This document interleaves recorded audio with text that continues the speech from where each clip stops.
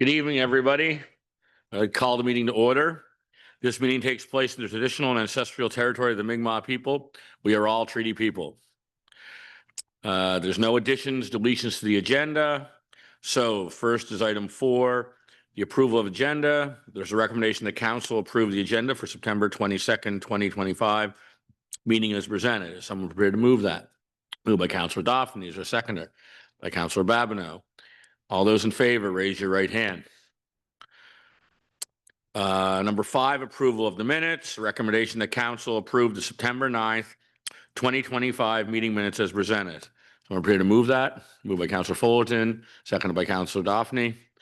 All those in favor, raise your right hand. You. Now we're on to presentations. We do have a few tonight. And the first one is, it's sort of a sad story for the community, but a great story for the folks involved.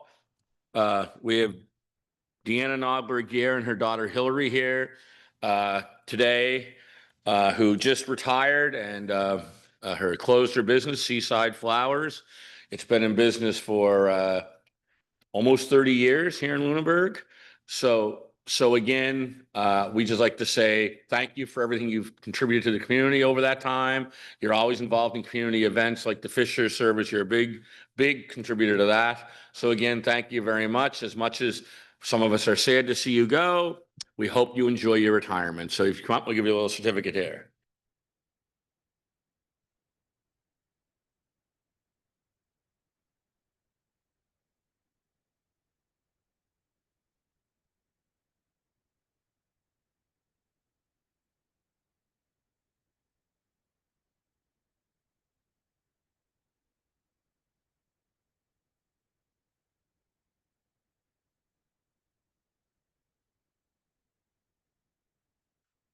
So now we're going to move on to 6.2, development proposal. Now, before we go any further with the development, I'm going to explain how tonight's meeting works.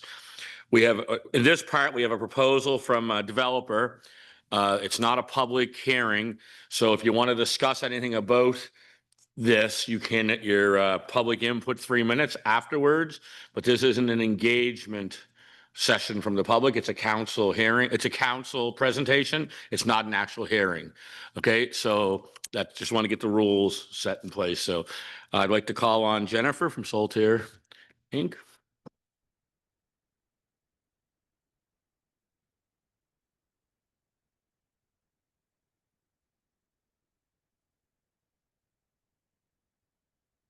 You think I would have that red button figured out by now. Thank you very much.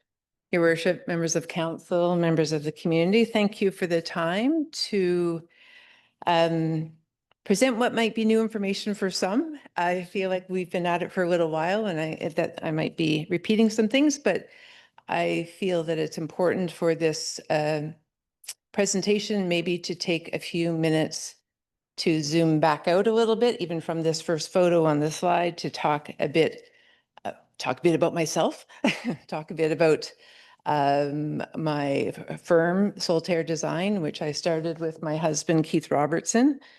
We are a green, sustainable solar architecture firm that was established in 1992. Keith and I met in school in Halifax, and even though we are from away, I'm from more away than Keith is. I'm from BC and he's from Saskatchewan. We stayed when we graduated. And our firm is now 15 employees based in our 2 offices, which are Halifax and Lunenburg. In early Solterre Design days, we were seen as I should tell you, Solterre, Sun, Earth, made-up name. We were seen as the lefty, straw-chewing environmentalists who must be, warming their houses with recycled newsprint, and that we were out of touch with the norm of building.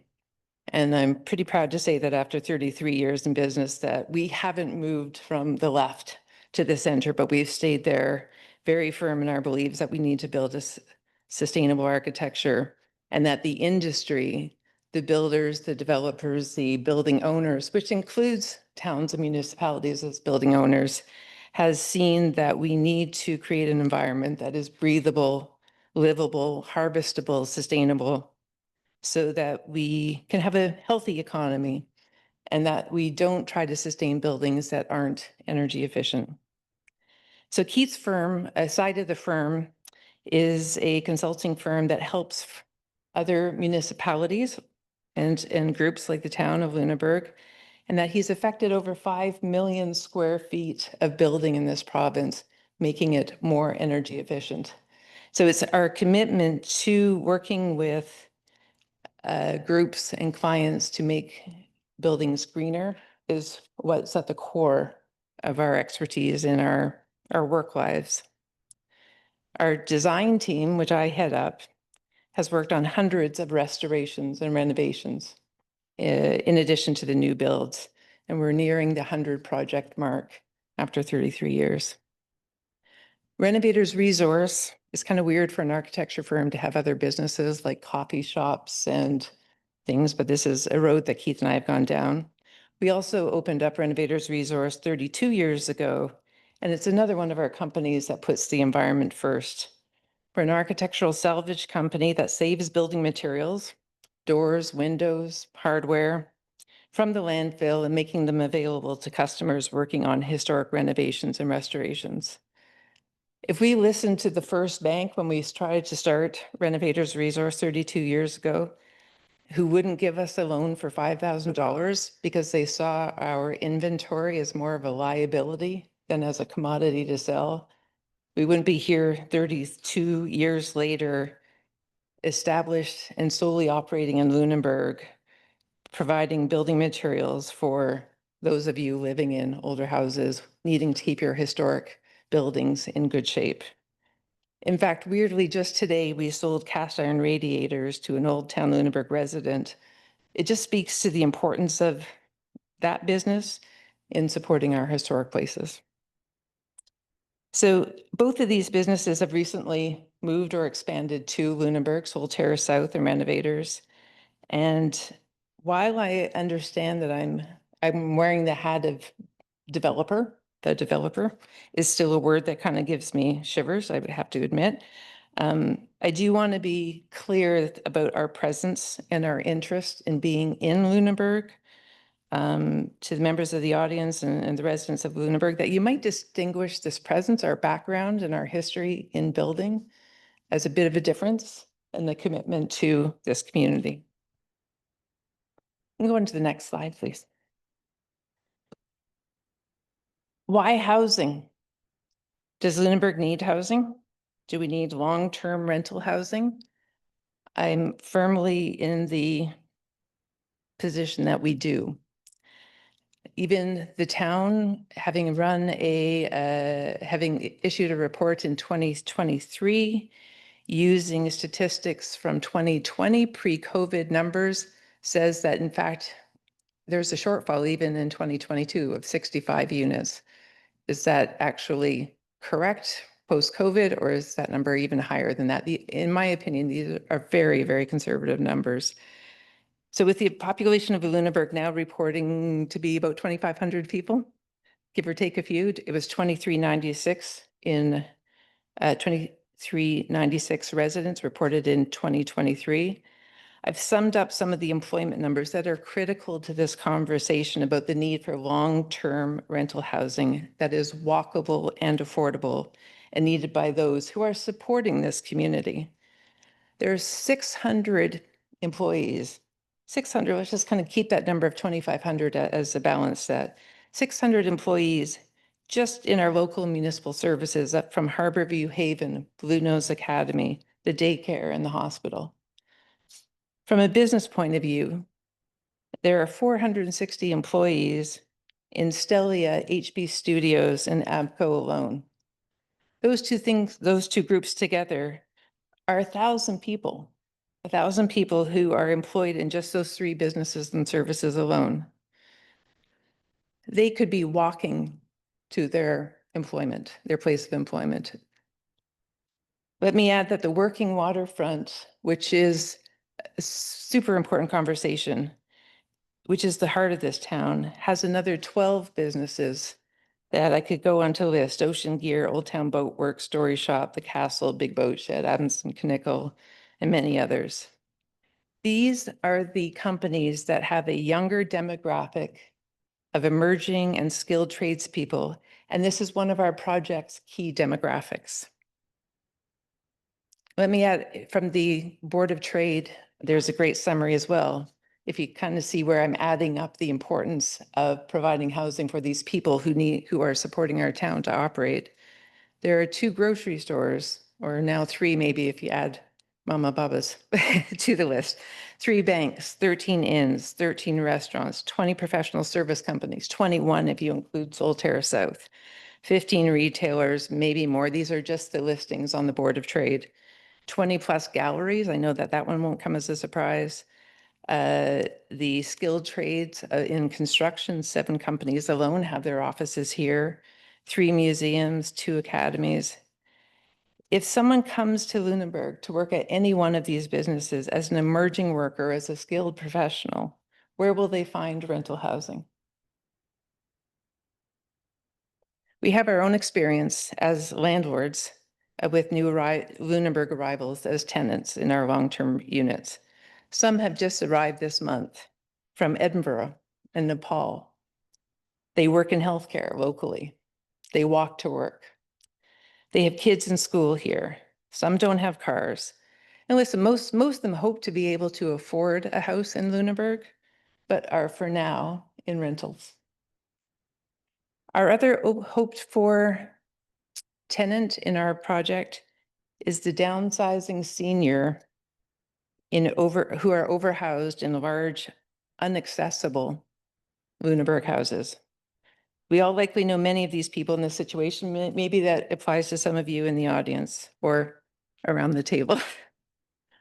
We've heard how many are moving to Bridgewater and Mahone Bay into rental units because that's the only option. There aren't any available here. Being in an accessible housing complex enables residents to meet, to exercise, to garden together, while their larger homes might be either renovated and rented out if they are able to maintain them, or be sold to another family hoping to grow and stay in Lunenburg. Isn't this what a healthy community looks like? It's not one demographic and one type of housing. This is not a seniors housing project. This is not a just affordable housing project. It's a mix and one type of housing that we hope appeals to many of all ages and many demographics. Next slide, please.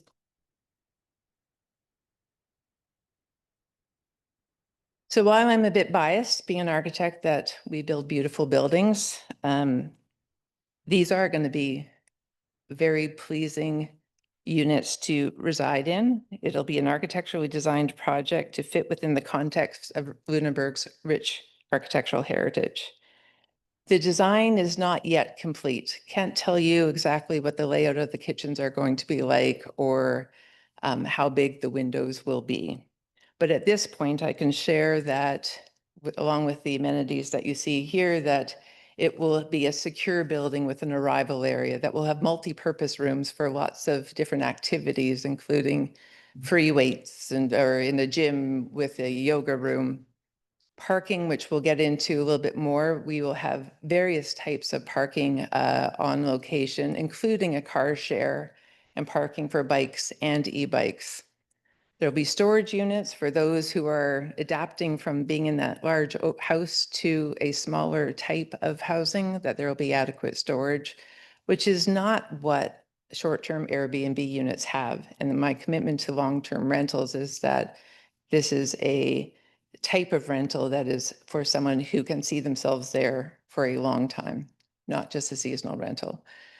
There'll be an elevator in the stepped plan that you will see that will provide access to all units. So in fact, the whole building will be deemed accessible. Within the units, there will be lots of daylight. You can't put out a project by Solterre Design and not have them be beautifully daylit. And we will have, of course, views to the harbor, to the tennis courts, to the very vibrant and active part of Old Newtown and the harbor. I could go on a little bit. There will be in-suite laundry and storage, energy efficient appliances, fully accessible units, again, available to all. What I should say with that image, just before we go on to the next slide, is that you'll see it in the context of what is the oldest building on the Foundry lands, being the Captain's House, built approximately 1868, which we have recently renovated, upgraded, and which now houses one of our tenants, the family arriving from Scotland, who is a healthcare professional. Our commitment is to, with what I've just mentioned about our background in restoration renovation, is to look at assets like a well-framed house and to make it pleasing to be lived in by a variety of people. We had students on their work terms recently, and now we have a family of 4 with a dog. Next to that, you'll see 53 Falkland, which is the Foundry office building, which has 3 tenants.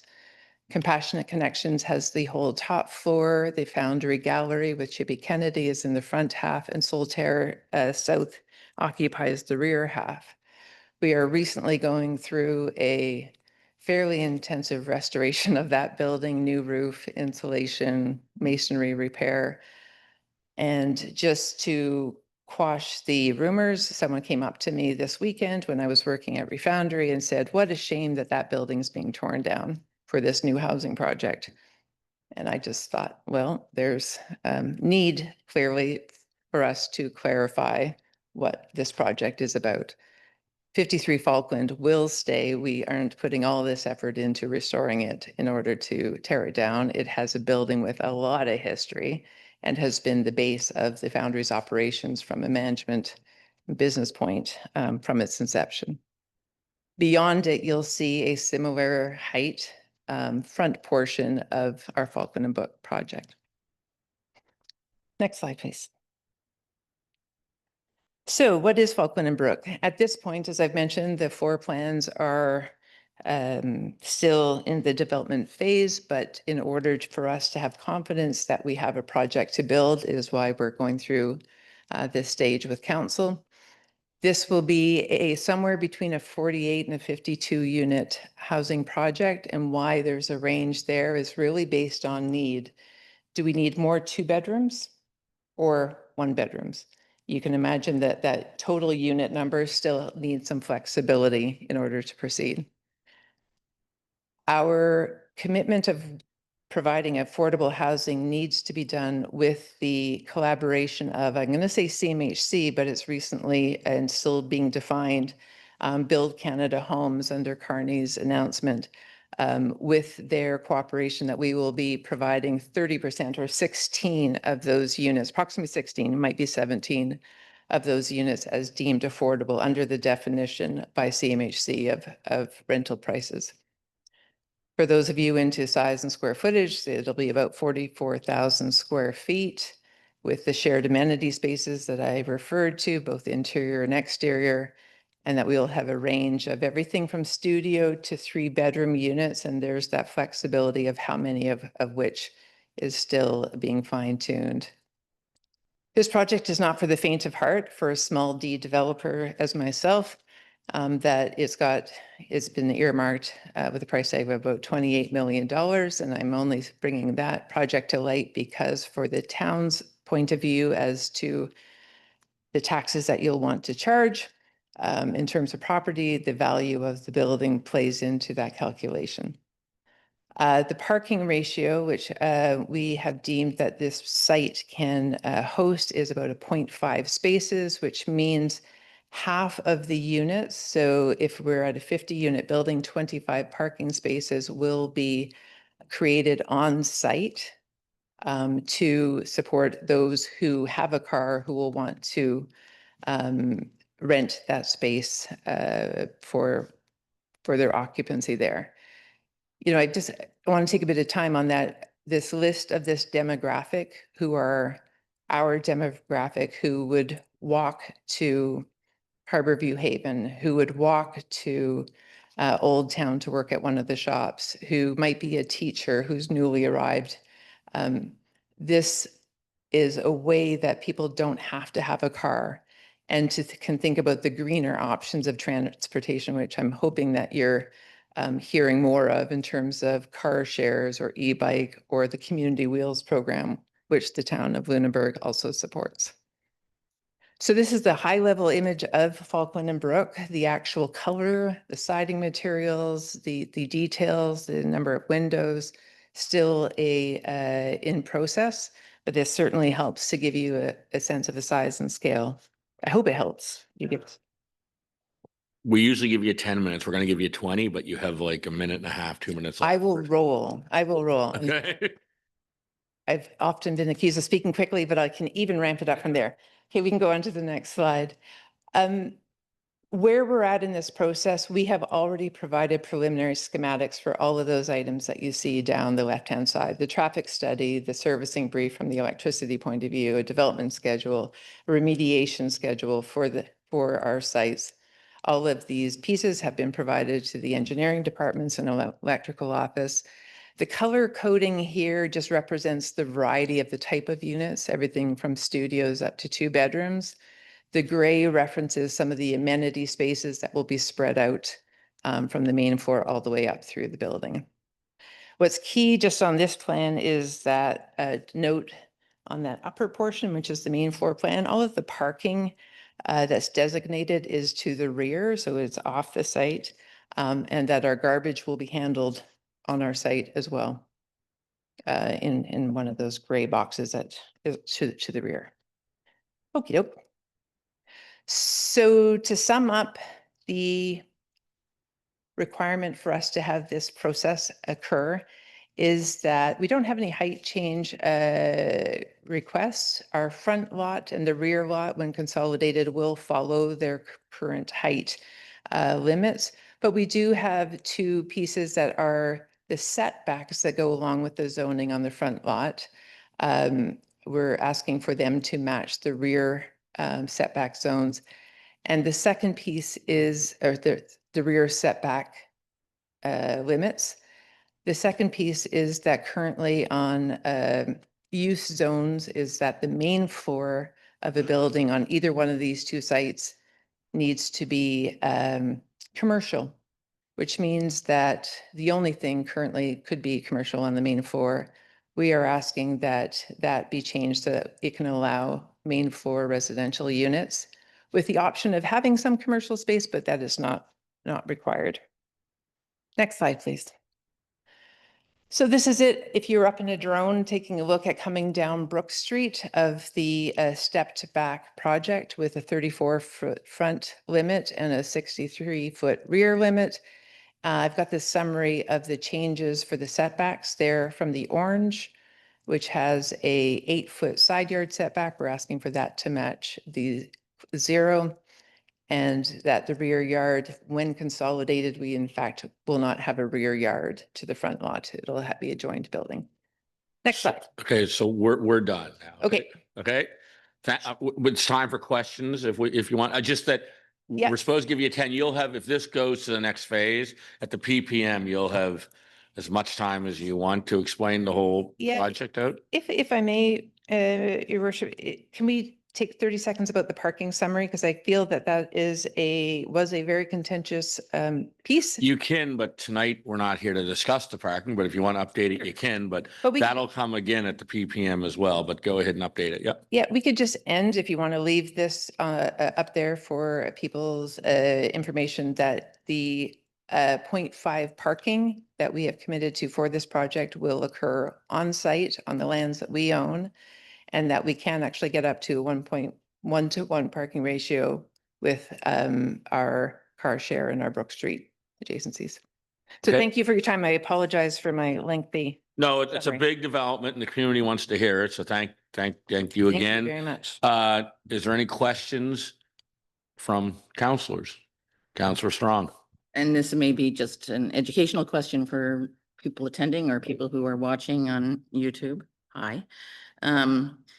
Right now, and through the chair, I guess I'll ask this. As of right, what can be built on those 2 separate lots? In terms of housing. I can.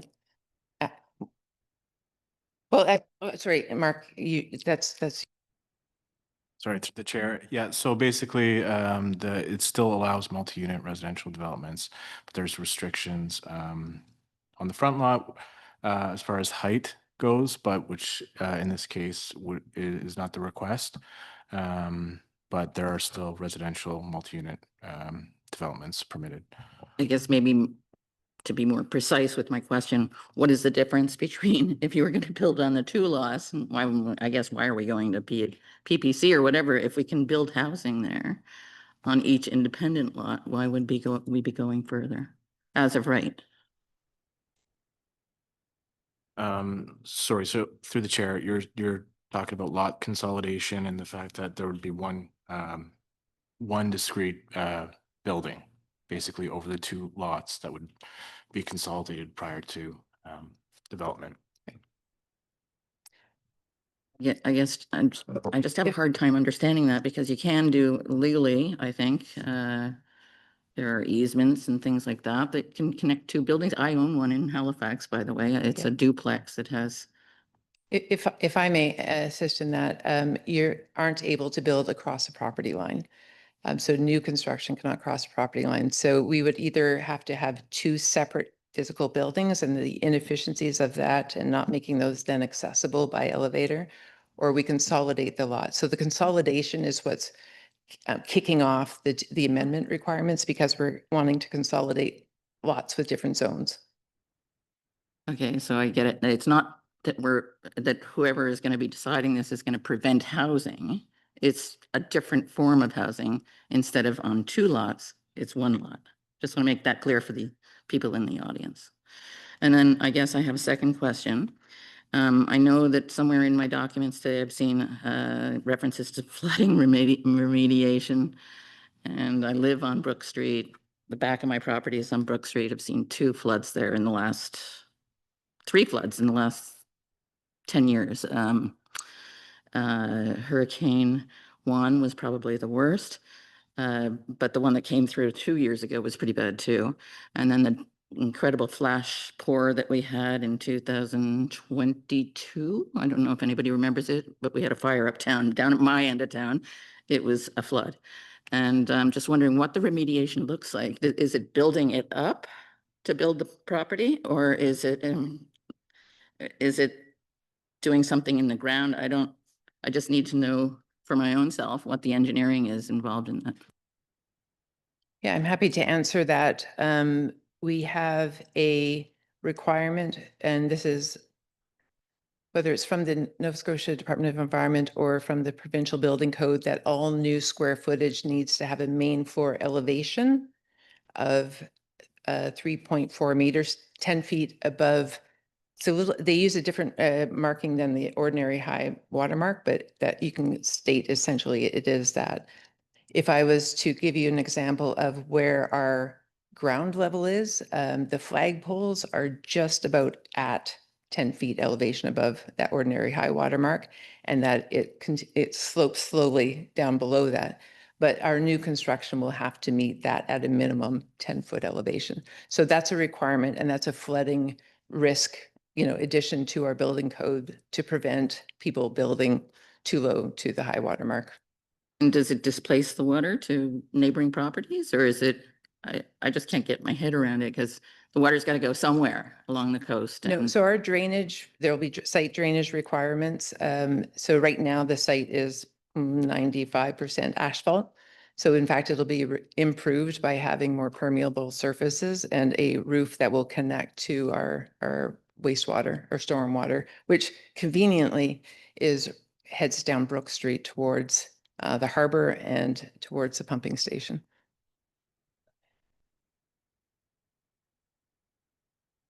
Anybody else? Deputy Mayor? Just to piggyback on that, I guess, and to get more clarity too. So does that mean building the land up, or just putting the building up with, pillars, or what does that look like to get to the elevation that you're required to do? Sure, the foundation will be solid. It won't be a pillared building. So the main floor will have a foundation that will go and meet our structural requirements down into the ground, but the whole main floor level will be at that 10 feet. It's a fairly long, skinny site. There isn't a lot of, land around it, but the sidewalk will slowly come down along the street slope as you see it. as will the parking area to the board's rear. So we have ramps up to make the building accessible, but the grade around it will be close to what you see now. Anybody else? Any other questions, Kate? Well, thank you very much. We now have a report from Mark. And if you see me squinting or whatever, the sun is right on me and we can't put that blind down. We don't think, 'cause we don't think it's been well 30 years, I was told. So we're kind of scared if we pull on it, we don't know what's going to happen. Okay. Thank you So very- again, if you see thanks me very like this, much. I'm not ignoring you. I'm blinded. Mark? Thank you, Mayor. So just very briefly, a summary of the request. The applicant, as you've just heard, Solterre Incorporated, has proposed a use rezoning for parcels 60703-881 and 60703, 899, from mixed-use commercial to general commercial, and a proposed form zone rezoning for parcels 60703-881 from Old Town, New Town 1 to Marine Farm. These rezonings would ensure zoning requirements are met to facilitate the proposed multi-unit residential development. If council chooses to seek a recommendation from PAC, staff will bring this file to the regularly scheduled PAC meeting in October. And separately, staff would hold a public participation meeting and report back to council with the recommendation from PAC and report on public input prior to first reading of the proposed amendment. Thank you. Thank you, Mark. Any questions to Mark? Deputy Mayor? I've had this kind of the report about this development in front of me a few times. But honestly, I find it still kind of difficult to wrap my head around what the changes are impacting. So the zones are named, but it doesn't indicate what that actually means as far as what the building's going to look like. So, Old Town Zone to Marine Zone, for form, what does that mean? Like, what change will be made because that change in form, and then likewise for the change of use, what does that actually mean? Setback, whatever we're talking about specifically in layman's terms. Sure, through the chair. So basically, the use zone change from mixed-use commercial to general commercial, that will actually allow for the removal of the commercial requirements on the ground floor within 50 feet of the frontage of the lots. And the form zone, so that would apply to both lots, the front and the back lot, that's current. And then the front lot that fronts on Falkland, there would be a form zone request change to facilitate the setbacks. There's currently setback requirements that would make this building not viable. So it would be for the setbacks and potentially for lot coverage on the front.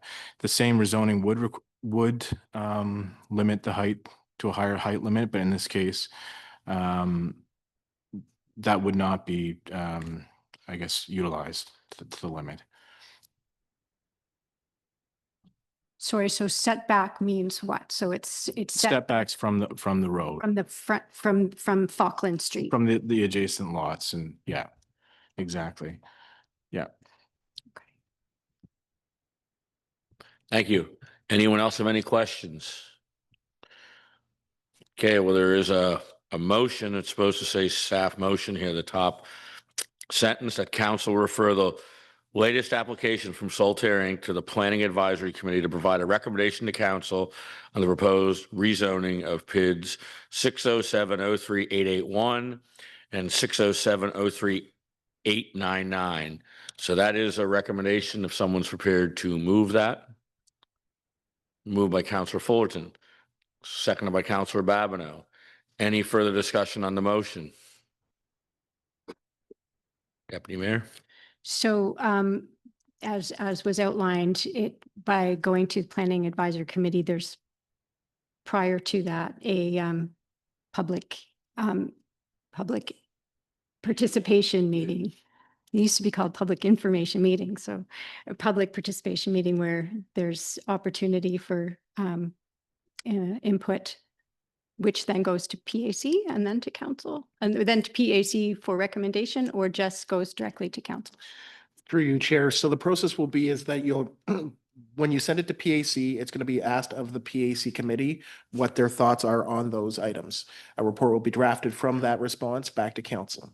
The second meeting will be the PPM, to which all that information that you'll gather from the public will then come back to council. So you'll receive the PAC's recommendations and feedback and the public's feedback. At that point, you'll have the right to debate and discuss those options and whether you wish to move forward or not on the development.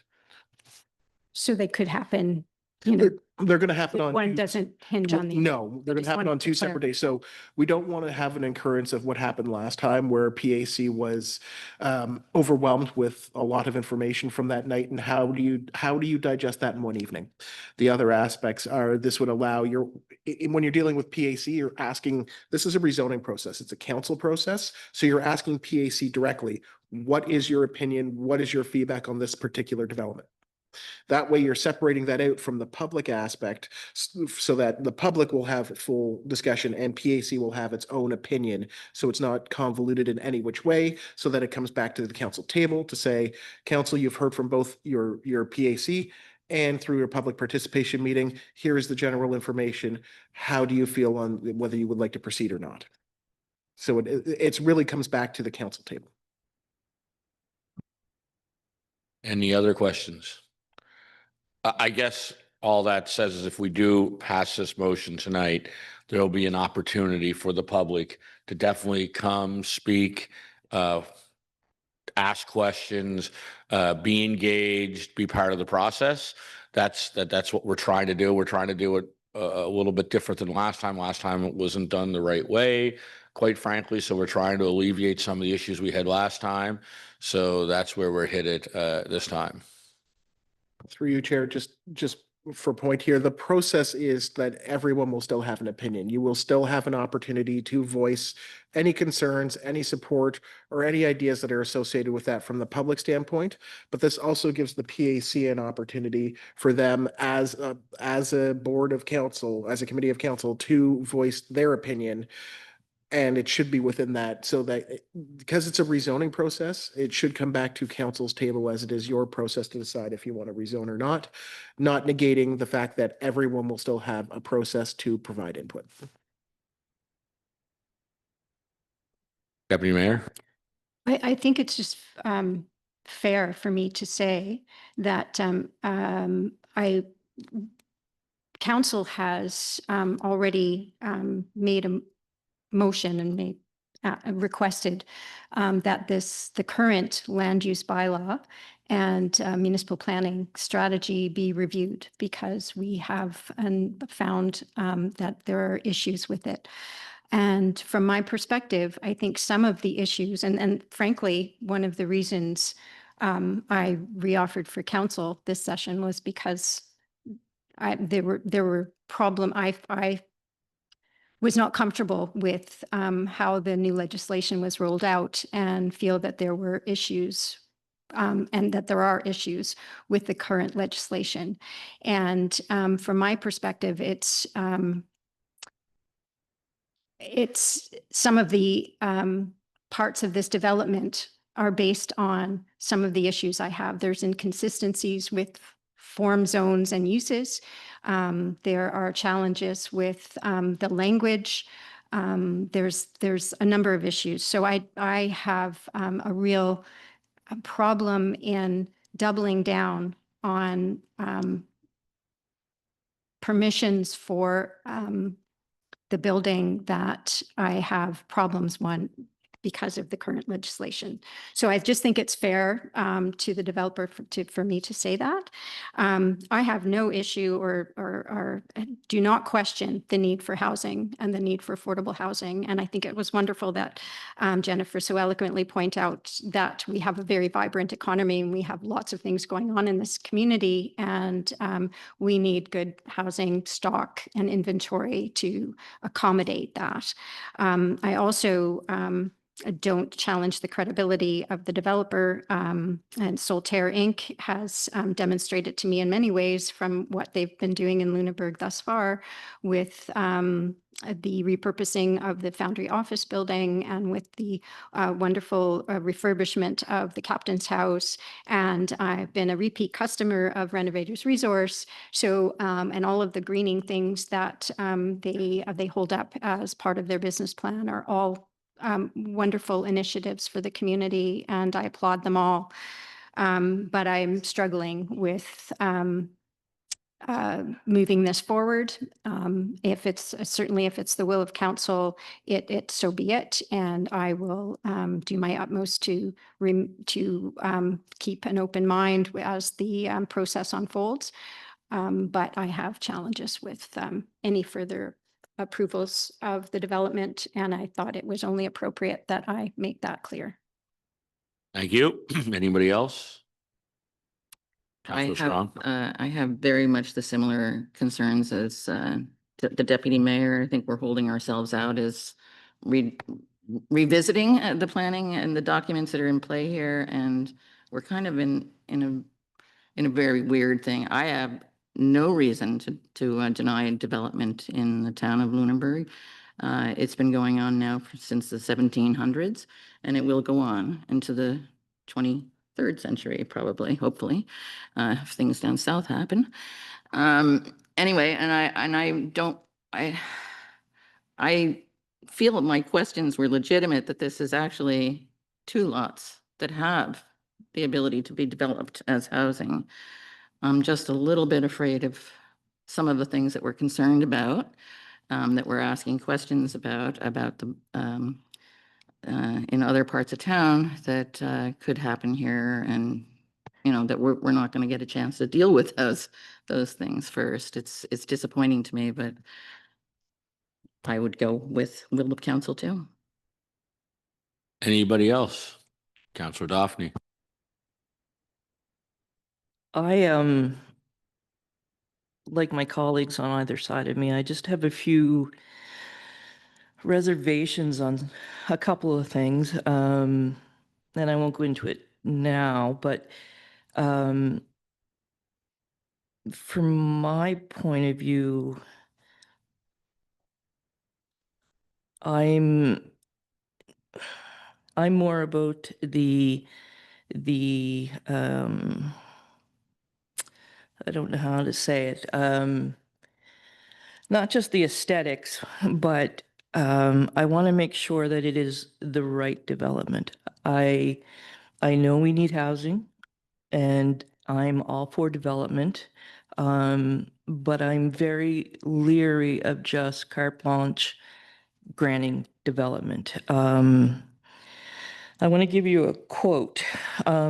In a grassroots view of culture, it is the ordinary buildings that combine to make the best quality of an urban fabric or give a town a spirit of place. That's Brian McKay Lyons. And I don't want to lose the uniqueness of the town. I'm a little hesitant of such a big building on the waterfront. And it's safe to say, if either side gets developed, that's fine, and then it all looks fine. But let's say neither side gets developed. So then we have this big building. So I know I'm rambling, but I'm having a really, really hard time with this. I'm thinking into the future. If the building goes ahead, the congestion, and then we're looking at, reconfiguring the intersection, which means possibly losing some of the park by the tennis court. I'm hesitant because of the flooding. You don't mess with Mother Nature. You can be as prepared as you want. It's just, there's too many questions for me at this point. Thank you. Anybody else? Okay, well, I'll chime in, I guess. I guess at this point, I personally feel we need to get to the public part of this. I think we have to hear from the public more than just from Facebook. We have to go the one next phase to a PPM to hear what the public really feels. This is the building to come to and make your presentations and make your thoughts felt. I find we're led at times and pushed in certain directions because of social media, and I don't think that's beneficial to anybody. So I think that at this point, I'm prepared to approve it to the next level. I'm not saying I support the proposal or I'm going to vote for it. I just think until we hear what the public really wants, which we haven't heard yet, we've heard from 6 or 8 people, which certainly isn't the public. We need to hear from the public. And if you don't come to the PPM and voice your opinion or send emails to us, then we won't know what your opinion is. Because again, we don't make our decisions or take our direction from social media. That would be a big mistake on our part. Even though some think we do, we don't. Or Messenger. The other thing I'd like to highlight is because, developers get some heat here at times. This developer did have a public hearing a month or so ago, took some serious heat on issues that I had some serious problems with as well. So since they've downsized from 66 or 68 to 50, so they made less units. They went from 8 parking spots to 25, which still, isn't 1-to-1, but they actually heard the people. So they did listen somewhat. So I commend them for that, to come back with a different design.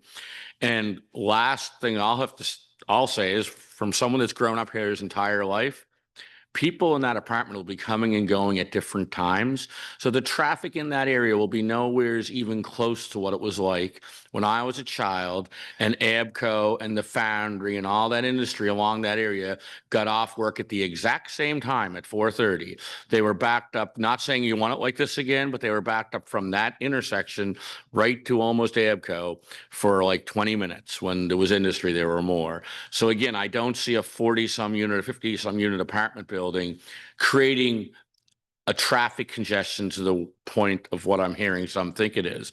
But again, my most concerning thing is we need to hear from the public, in my opinion, and we need to give the public an opportunity to ask Jennifer questions and tell us how they feel. And at that point, we can certainly make an informed decision on how maybe the public thinks this is a great idea. Because all I've heard going door to door is we need housing.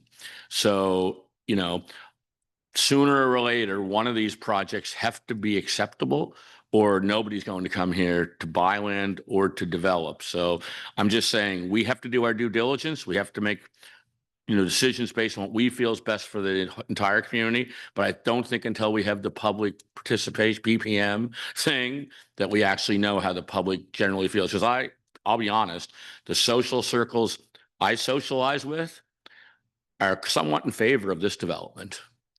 Right. So it's not as cut and dry as the one up on the hill was. And I don't want to mention what that was, but the one on the hill was 2 years ago. It's not quite as overwhelming one side or another like that one was. So that's all I have to say. There is a motion on the table. Are we prepared to vote on the motion? Okay. All those in favor of the recommendation, raise your right hand. All those opposed?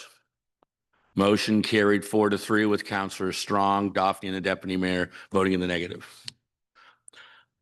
Thank you very much for that part. Now we move on to the really exciting time, the public input and questions.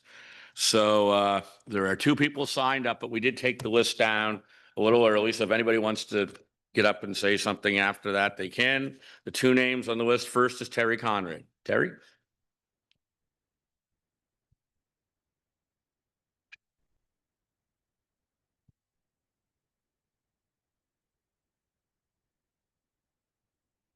Your Worship, Mayor Myra, Town Council, and general public.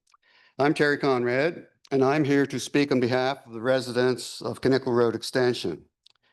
Since 1972, the town of Lunenburg has provided plowing to our road. It was done at no cost to the residents until sometime after 1987. I have a book of council minutes and motions right here, showing continued access to the town plowing and the various logic and increases in cost for service along the way. As far back as July 21st, 2009, council motioned, and I'm quoting here, moved and seconded that the town continue to plow private roads on a call basis. Additional private roads will only be plowed on prior approval of council. As in the past, this service will be provided after town streets have been cleared and will only be carried out if requested on each occasion by private property owners. Further, the request must be made during regular working hours to Public Works or after hours to Scotia Business Center. And that was the motion back on July 21st, 2009. It was carried. We have not requested sanding or salting during the past snow season. Note should be made that the road receives annual maintenance. This includes clear back of any shrubbery as well as grading. A while back, we gave up a section of the property to enable Swart Street to connect to Knickle Road. I believe we have cooperated with the town with every instance that we could.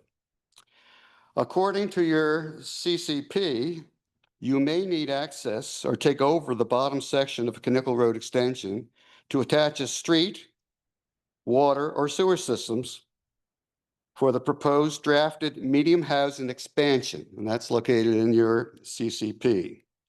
We would like to continue the cooperation wherever possible. All we ask is that council amend the town of Lunenburg snow removal policy to continue plowing Knickle Road as the current council motion states of July 21st, 2009. That's my presentation. If you have any questions. Thank you. Anyone have any questions?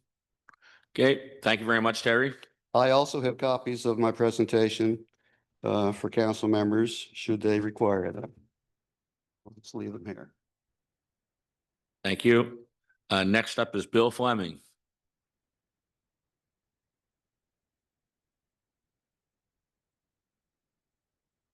Mr. Mayor, Council, as a member of the Planning Advisory Committee, I voted against Ms. Solterre's proposal as it was presented to the Planning Advisory Committee and in the public participation meeting.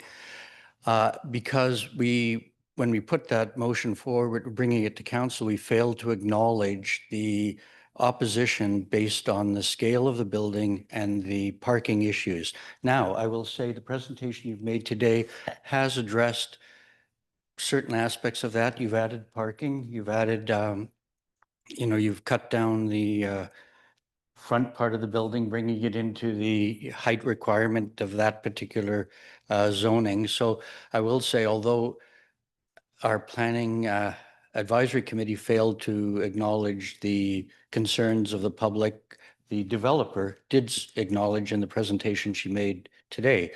The final thing I will just say is that as the town and the town council needs to always be careful about chipping away at the marine industrial area and taking it away from its initial, and it's part of the reason that this town is what it is the fact that it has a working waterfront. And we always have to be very careful when we start to chip away at that, because you end up with something that is unrecognizable in the future. Thank you. Thank you. Anybody else have anything they want to say? Go ahead.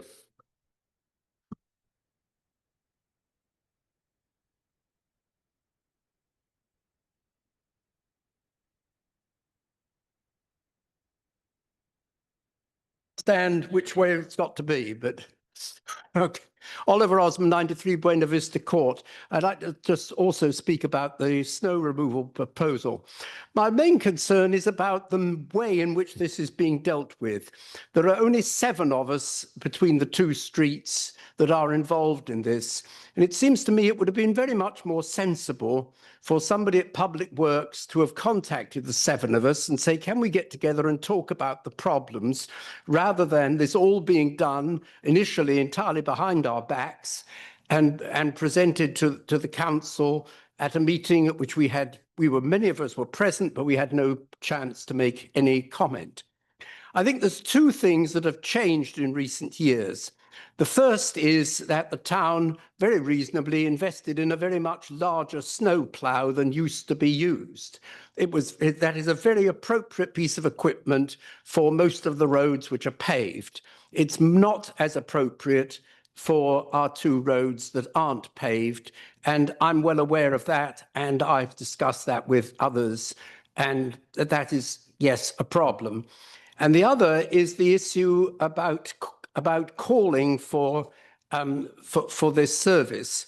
That used to work very well, not least because quite often when there was a storm, somebody from Public Works would call us and say, you know, presumably you'd like to be ploughed, or do you think there's enough snow that you need ploughing? And we could respond. This was particularly useful if the storm came, say, after lunchtime, so it was necessary for the team to know whether we were likely to want to be ploughed long after the normal office hours would have finished. And this hasn't happened as staff has changed at Public Works. And I think that's been part of the problem. And I know there was a particular instance this past winter when we had a big storm that came very late on Friday.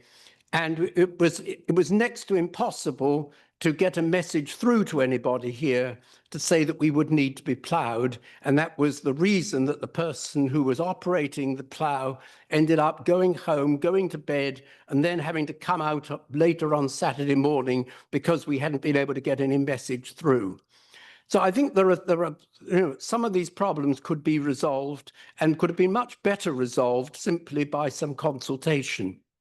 Now, there's the other thing I would say is that when at a point, I think it's in 2016, that the then council decided to make a substantial increase in the charge to each of us, I and one or two others investigated having somebody, a private company, do the ploughing instead. And there were, in fact, two different companies who had told council what they would charge if they did it. But neither of them was actually willing to do it when I consulted them, because they said it didn't make any economic sense for them to come and plough roads in town when they weren't ploughing anything else in town, that their main business was well outside town. So it may not be that easy for us to find somebody else who would do this for us. Thank you. Does anybody else have anything to say tonight? Dan, Captain Moreland?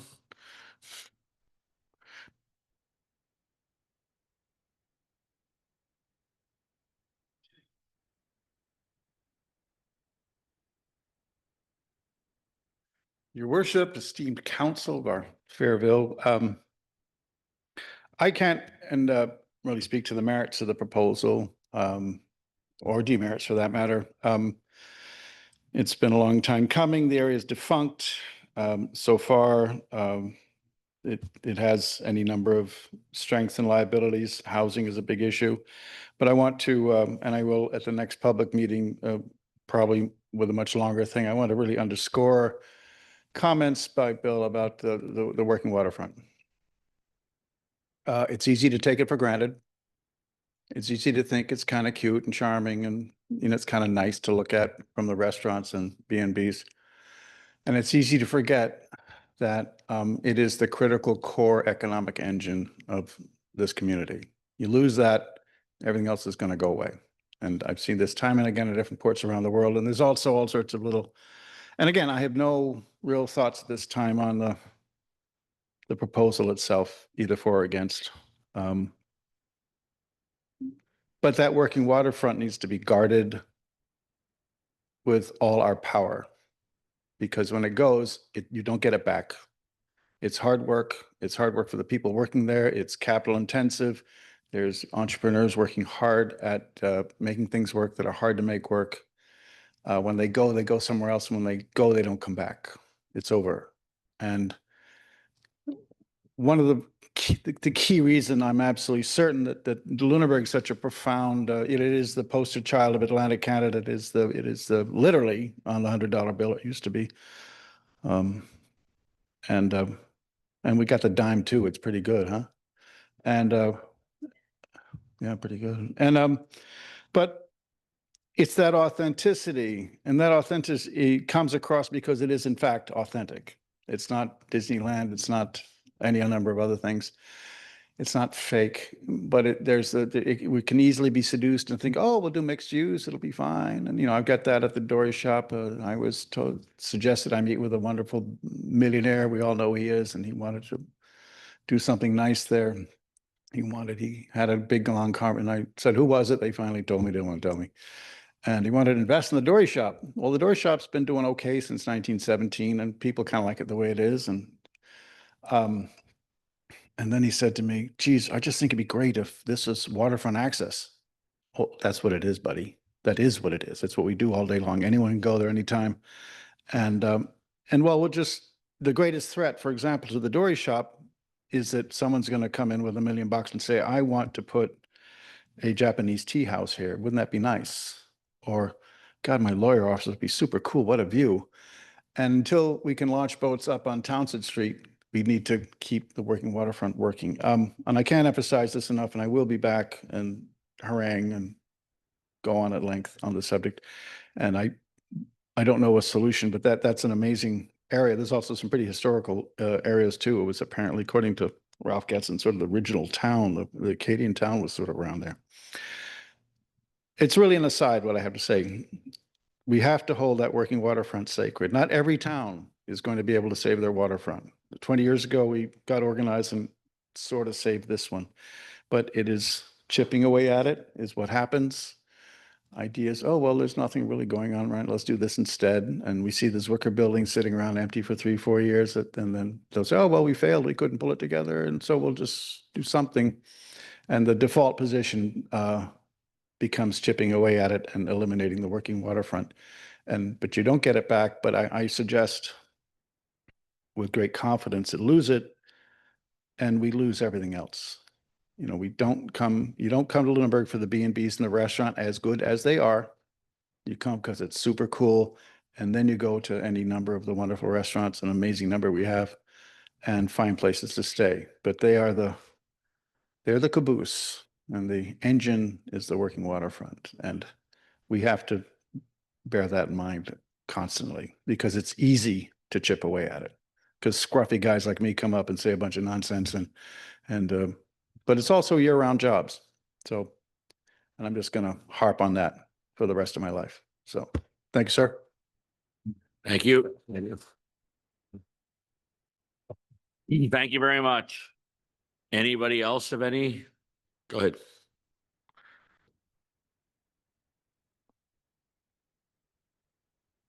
I don't have too much to say. I'm happy that the council has voted to give people more opportunity to participate and say what they think about this, because it has been a small number of people who've put stuff on Facebook, and I don't think the way it should be decided. So I back onto the area that was proposed for the Blockhouse Hill development, and it was turned down, and I was fine with it as long as it was done properly. And I know at least one other person on that street agreed with it as well, possibly more. So if we want younger people and people who don't want to live in a big old house anymore, have somewhere to live, something has to be decided that makes people able to live in an apartment or a smaller house or a condo, because otherwise people have no other choice. I know at least 3 women who are now single because their husbands have died, and they don't want to keep up a big old house anymore. They can't either afford to it, or they can't do it themselves. Maybe their husband in past, and they want to stay in Lunenburg too, but they're getting to the point where they have no choice other than to move somewhere else. So I think that has to be taken into account too. So I'm glad you voted the way you did. That's all I have to say. Thank you. Anybody else have anything to say? Okay, so can you turn off the mic there, please? Okay, so we'll move on then. Thank you very much, everybody. We'll move on to 8, which just corresponds just an information letter that Terry Conrad had sent in earlier. So no action there. No public hearings or anything like that. Business arising and unfinished business, there isn't any. So now we're on to new business 11.1. So Tyson, you're up. Thank you, Worship. Tonight, I'm going to start with proposed policy amendments to the snow removal policy. So the recommendation from staff is that council directs staff to make proposed updates to the snow removal policy to clarify that the town will not provide snow removal services on any private roadway or driveway, and to formally discontinue the practice of servicing Bonavista Court and Kinnickle Road Extension. That this motion serve as notice of council's intent to amend the snow removal policy at a future meeting. There's also an alternative to revise the town's snow removal policy to include an agreement system where the existing residents of Bonavista Court and Kinnickle Road Extension may collectively opt in to snow removal for the private roadways only, for a fee that covers the full cost based on time and materials plus 10% costs for any costs associated with equipment maintenance or other wear and tear, with the option for residents calling in removed and Public Works perform salting, sanding or snow removal along with routine performance of these tasks around town. No other private roadways shall be considered for salting, sanding or snow removal.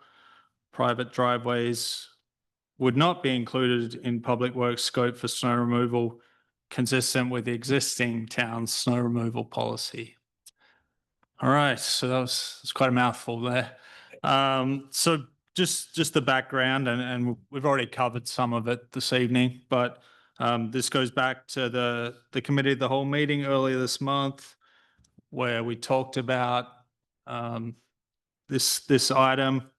So staff identified several existing practices that were inconsistent with the snow removal policy and best practices for municipal governments. And then the committee of the whole meeting, we're concerned with protecting the safety of well-being of Public Works personnel in performing these tasks, protecting our key pieces of equipment from damage, and mitigating liability for the town relating to potential damage of private property.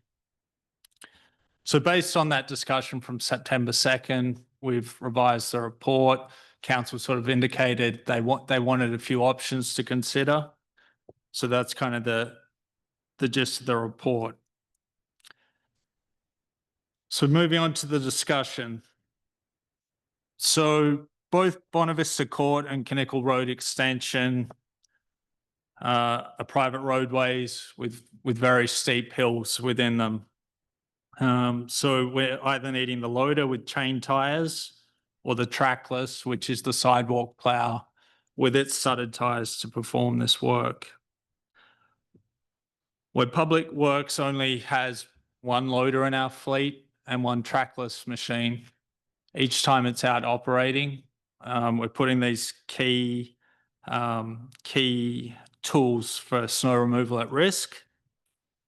And that's not to mention the risk that we're putting our key personnel at too, because it's very skilled operators that operate this equipment.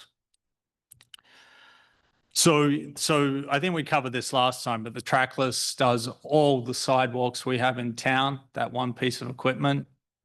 And then the loader does all the steep hills. So up around Blockhouse Hill, pushes up, coming up from Montague, up towards Pelham, these kinds of steep hills.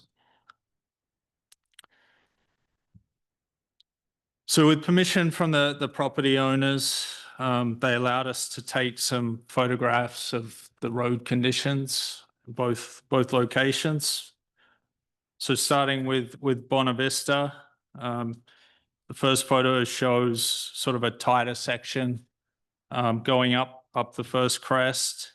We've got about 10 feet width there, and the loader itself's about 8 feet. So once snow's there, you can appreciate it gets tight, especially when you've got a plow on the front. The second photo is looking down over that first crest. You can see how close the vegetation there is on the left with the loader again. We're talking about an 8-foot wide, 11-foot high piece of equipment that the guys operate. And then the third picture is at the top of the second crest, looking back towards town, towards the harbour. So the vegetation's on the right there. Moving on to the photographs of Bonavista. Kinnickle Road extension. This is the first one looking up the steep incline there. So hopefully it shows you can get an appreciation of the slope there. This second photo is part the way up that slope.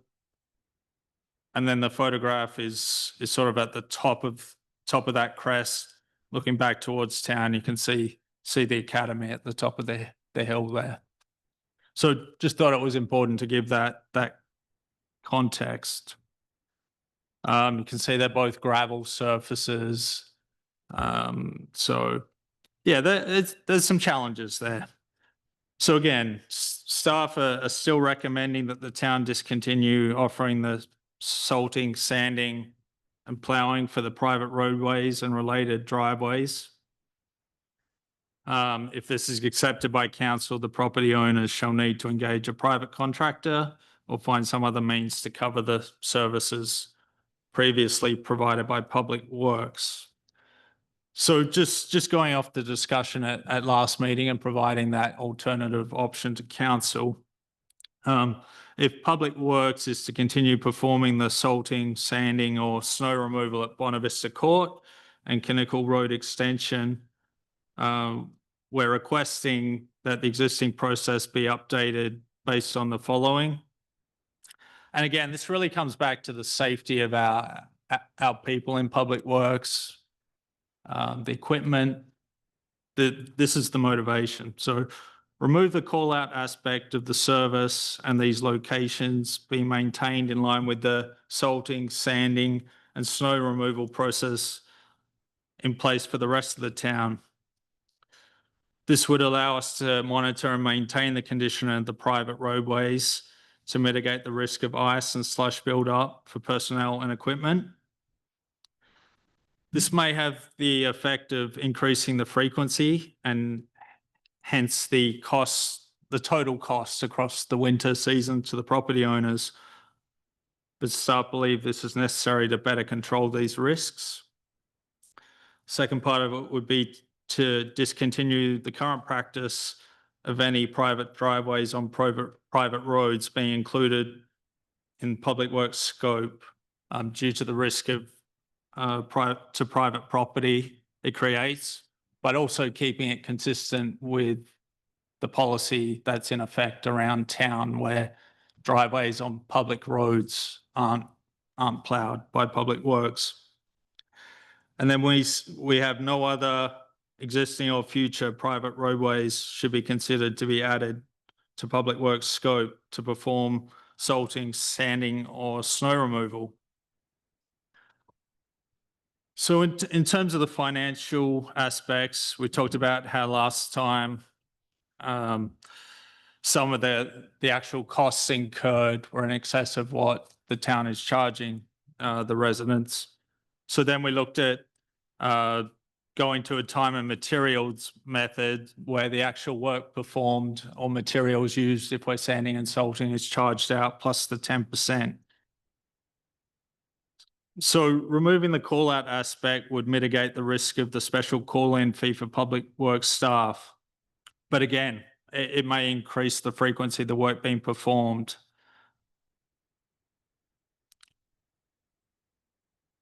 So in terms of the performance of the work last year, we're looking at 293.25. This is just to give council a perspective on the costs. Bonavista required 7 visits and Kinnickle Road extension required 2 visits for 9 in total and a combined revenue of a little over $2,600, just to give council an idea of how much revenue we're talking about here. So that concludes the report, but if there are questions, can answer them. Thank you.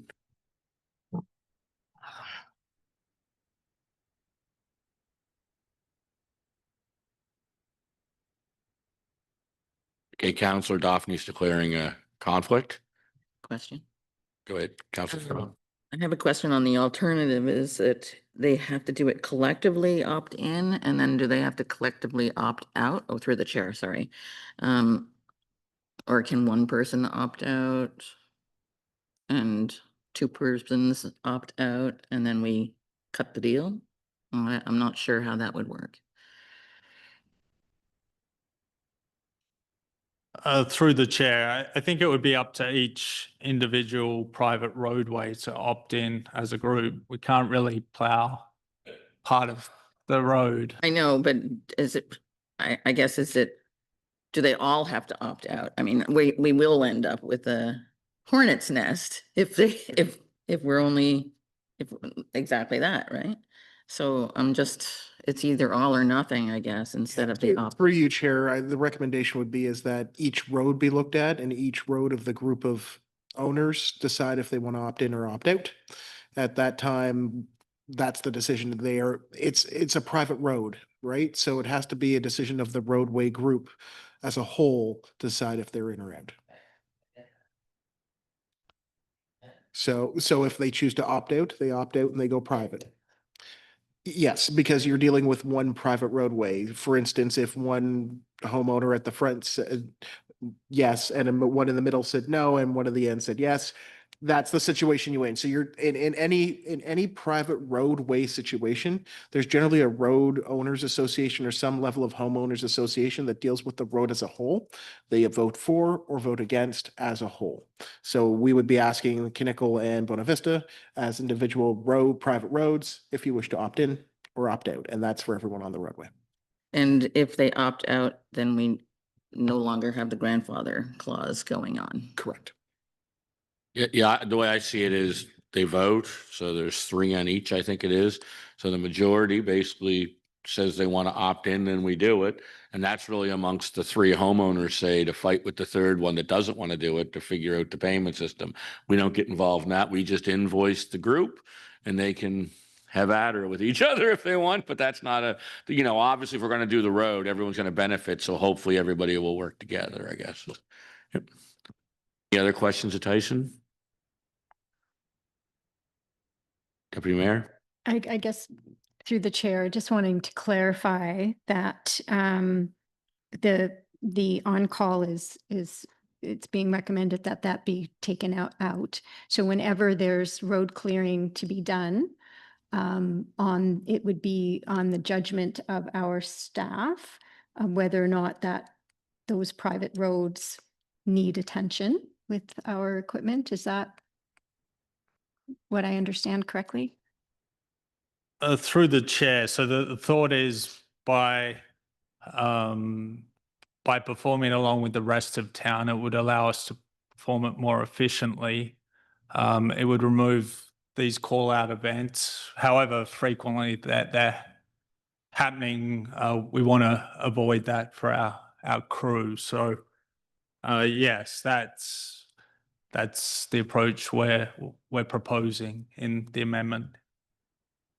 Through you, Chair, just for clarification as well, by doing it on a more frequent basis, we're not worried about if we get a wait for a section of on-call after several snows or several storms. That way we're not having detriment to our staff or equipment or creating other safety hazards. So it would actually make it more efficient for staff as well, that it would be built into the routine of the plowing processes. Okay, any other questions? If there's no other questions, there's 3 options here in front of you. There is a recommendation from staff. If someone's prepared to move that, or if someone's prepared to move one of the alternatives, they can. But Councillor Strong. I would be prepared to move the 2 alternatives.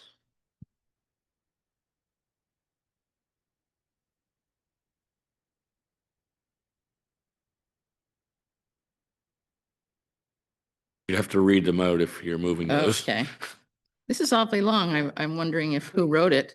I'll make the motion to revise the town's snow removal policy to include an agreement system where the existing residents of Buena Vista Court and Knickle Road Extension may collectively opt in to town snow removal for the private roadways only for a fee that covers the full cost based on time and materials, plus 10% for any costs associated with equipment maintenance or other wear and tear, with the option for residents calling in removed and Public Works performing salting, sanding, snow removal, along with routine performance of these tasks.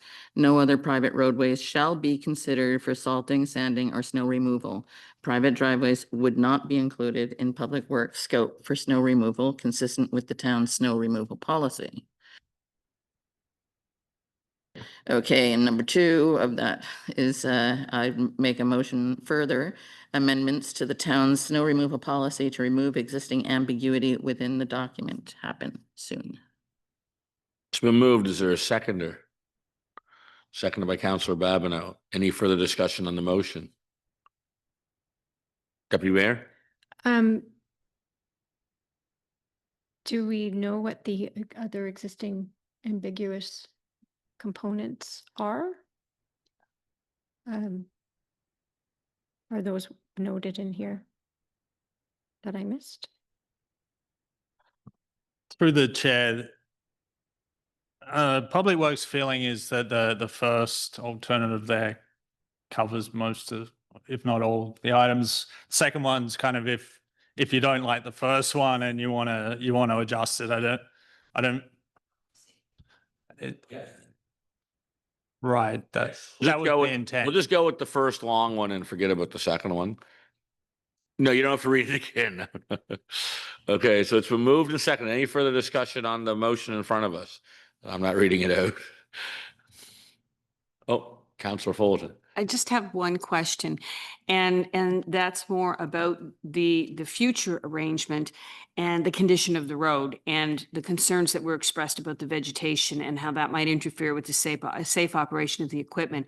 You know, I think it would be wise for us to, in terms of Public Works, to be able to express concern if they feel that conditions become unsafe in years to come, and ask the residents of the road to meet some sort of standard that would be safe for our people. Thank you. I agree. I mean, I think it's two different, they're different roads, quite frankly.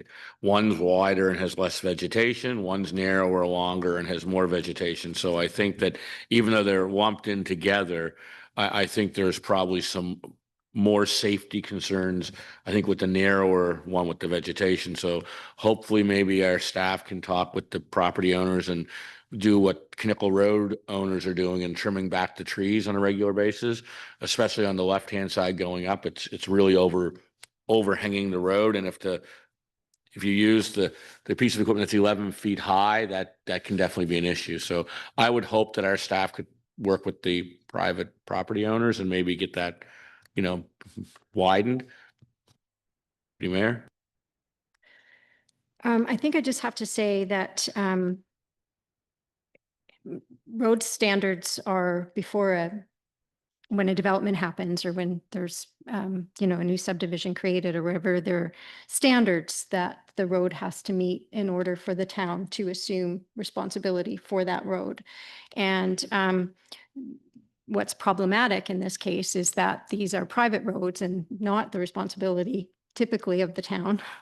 And there's been a past practice where that has been ignored, and town staff have, through good intentions and good relations with our citizens, have undertaken to assume responsibilities for clearing these private roads. And I truly feel for all of the residents on these roads, and with this, what had been a service offered to them and which they've enjoyed over many, many years. When that's threatened, I would feel not great either, and a little upset about having a service that they've been able to avail themselves of be put under threat by new proposals. But I'm also concerned that those standards are in place for very good reason. And we have staff and very expensive equipment to be concerned about. So I'm very sympathetic to the idea of continuing this practice for these current residents, but I'm not in real favor of continuing it into perpetuity and for this to be ongoing when new owners assume the same service that these long-standing residents have had. And we already have an instance of that with a brand new build on Bona Vista Court and that may continue, but it is problematic. It only came to our attention because it was problematic. And I don't like the prospect of taking away a service that some of our very valued citizens of the community now have had the luxury of having. But it does concern me that this is become a problem. And I think, the staff's perspective really needs to be carefully considered. Thank you. Any further discussion? Councillor Strong. That raises it again for me. I just would like some assurance from our insurance carrier that doing a non-town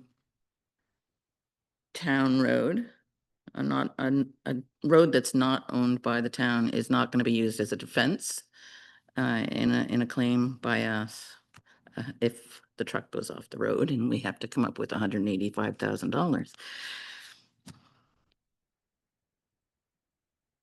Through you, Chair, we can follow up with insurance if you want before you want to make a decision. So you also have the ability to table if you don't want to make a decision tonight and would request that information. It's a fair request, even to a point where Council, I'd recommend you amend this to highlight that they should meet with Public Works at least once a year, so that prior to the snow season, to make sure that the road is at a level of service that we feel competent of maintaining for the winter. Okay, anybody else? Councillor Greek.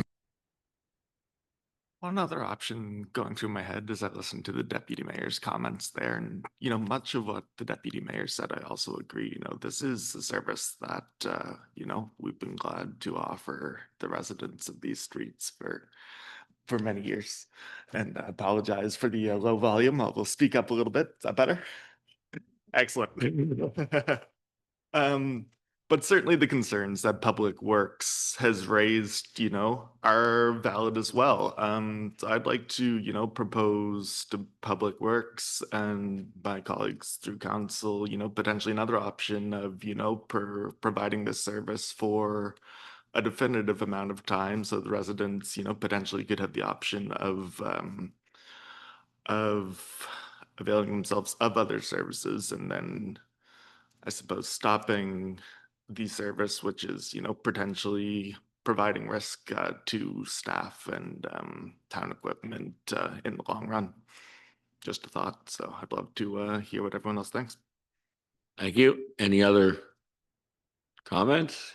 Councillor Babineau. Yes. So just thinking on some of the things that others around the table have said, I would also support maybe tabling this, hopefully not for too long, because we are now officially in fall, to maybe speak with insurance, maybe tweak this a little bit with some of the things that we've just been discussing, whether that be length of term or I like the yearly meeting, just to ensure that road standards are where we need them to be. So I think maybe we need to go back to the drawing board a little bit with this one. That's just my thoughts, though. Okay, so we do have a motion on the floor, but if the mover wants to withdraw that motion and seconder agree, or just motion to table, yeah. So do you want to, so moved by the deputy mayor to table? I would move that we table the motion. I second it. Seconded by Councillor Strong. Any further discussion on tabling the motion? The only thing I'd suggest is, obviously, this is a time thing, so that, yeah, it has to be like next meeting probably, because who knows when it's going to snow, and I don't even want to say that, but anyways. So, all those in favor, raise your right hand. Opposed, motion carried. Thank you very much. Next is a really good news report. So Tyson, you're up. Thank you again, Your Worship. Second subject for this evening is the tender award for the town hall roof replacement.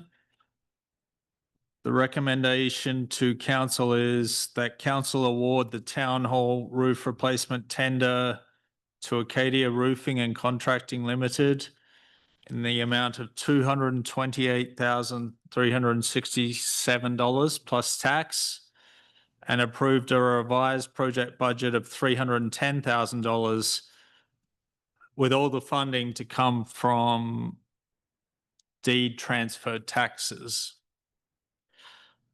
So the background here, the town hall roof replacement project is the first phase to improve the condition of town hall exterior, starting with the roof. So looking back at the capital budget, this was shown over 3 consecutive years.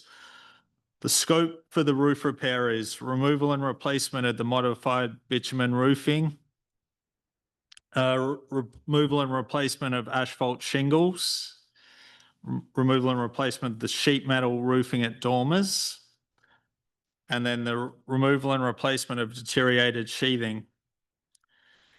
In terms of the tender, it closed on September 9th, 2025 and is valid for 60 days. There's a summary between pages 1 and 2 of the 5 submittals that we received. It's quite a range in prices. 2 of them were non-conforming, the 2 with the asterisks in the table. So it ended up being the lowest one and the highest one, just the way it worked. So currently there are missing and damaged shingles, organic growth, failing membranes, severely deteriorated cap sheets, and open seams on the roof of Town Hall.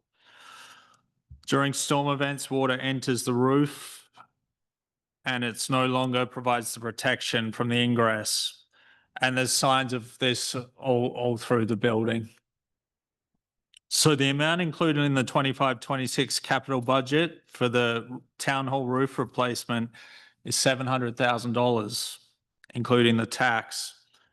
Ourselves and the consultant have reviewed the submissions, and we both recommend awarding it to Acadia. So again, the 25-26 amount within the capital budget was $700,000.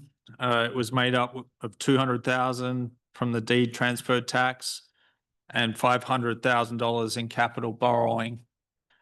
Summary on the 4th page shows the revised budget of $310,000, and that's even bumping the contingency up to 20%, which is probably a bit higher than we normally would. So the excellent part about this, in consultation with our finance colleagues, that the $310,000 can all be funded by the deed tax, and there's no need to take on any debt for based on this budget. So that seems like a positive. If there are questions, I can answer them. Thank you. Any question to Tyson? Deputy Mayor, you go ahead, and then Councillor Strong. No, I just want to say we come across a lot of issues that are really tough decision-making issues, and boy, it's refreshing to see this one. So I would be happy to move the recommendation that council award the town hall roof replacement tender to Acadia Roofing and Contracting Limited in the amount of $228,367 plus HST, and approve a revised project budget of $310,000 to be funded entirely from our deed transfer taxes. It's been moved. Is there a seconder? Seconded by Councillor Strong. Any further discussion or question? Just a little comment. Could you take them up to the academy while they're here doing the work? All those in favor, raise your right hand. Opposed? Motion carried overwhelmingly and unanimous. Okay. So now we move on to 11.3, which is Mark. Thank you, Mayor and Council. The town of Lunenburg, as part of its Housing Accelerator funding agreement with CMHC, has committed to establishing a grant program related to cost-sharing new infrastructure projects involving service extensions in housing growth areas, otherwise called the Sustainable Infrastructure Grant Program. There's an existing street service extension policy in effect that allows for the consideration of cost sharing. The proposed policy revises the current version to align with the proposed cost sharing program as part of the HAF agreement. Staff have incorporated council's feedback from the September 2nd Committee of the Whole meeting where the draft amended policy was presented. Once the policy is approved, the updated framework will be incorporated into the applicable cost-sharing application forms and other operational guidance materials. In the proposed updated policy, additional criteria for consideration by council have been added by staff relating to housing affordability and accessibility of residential units to align with current priorities, and has also included the following provisions to continue with a case-by-case evaluation of applications, a funding allocation of $200,000 in capped funding limits of 50%, up to $200,000, whichever is lower, ruling out single-unit housing developments, with the purpose of screening out applications that are unlikely to have clear public benefit. And staff have included language requiring the evaluation of the program and uptake annually or as requested by council, with the purpose of giving opportunity to determine if unspent funds should be reallocated to other potential investments or opportunities that could support housing. Staff have also included language in the draft policy and procedures that includes the following requirements. Developers must apply through a formal agreement with the town. Applicants must have at minimum a development permit in place before entering into an agreement with the town. Projects may combine related funding with other housing incentives or funding programs.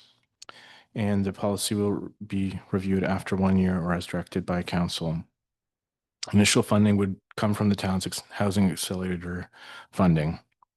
As the HAF is a time-limited funding source, council would need to consider whether to allocate future resources if the program was to continue beyond the funds availability. Thank you. Thank you. Is there any questions of Mark? If there aren't any questions, there are two recommendations in front of us. The first one is that council approve the amended street services extension policy as presented. Is someone prepared to move that? Moved by Councillor Greek. Is there a seconder? Councillor Strong. Any discussion on the motion? Seeing none. All those in favor, raise your right hand. Opposed? Motion carried unanimous. Recommendation number 2. That council establish the Sustainable Infrastructure Fund with an initial allocation of $200,000 using funds received by the town from CMHC's Housing Accelerator Fund Agreement. Moved by Councillor Strong, seconded by Councillor Fullerton. Any discussion on the motion? Seeing none. All those in favor, raise your right hand. Opposed? Motion carried unanimous. Thank you very much, Mark. We'll now move on to 11.4. Kayla. Thank you. So tonight we have for notice, so final decision to come forward at a future council meeting, the Affordable Housing Tax Relief Policy. So this policy was drafted based on the discussions at the last committee of the whole. So essentially what it is, it's a part of the Housing Accelerator Fund and one of the milestones that we had committed to. The meat of the policy is that it is a incremental assessment credit. So what that looks like is the town keeps collecting taxes on the base property value and all new market rate units. The credit only applies to the share of new assessments tied to affordable units. And as discussed at the committee of the whole, we're looking at a step down schedule over 10 years with the same 10-year affordability requirement. Also, the requirements under this policy is that projects must include at least 3 affordable units or 20% of total units, whichever is greater. That's the affordable. Developers must sign a binding agreement with the town registered on the property title, and then annual reporting is required. So from the financial aspect, this isn't a fund being set up, it's foregone revenue on the affordable housing units. So that's the meat of the policy. If anyone has any questions, and this is also a great time if there's any changes in the draft you'd like to see, so we can tweak that and bring that back for final decision. Thank you. Any questions or discussion?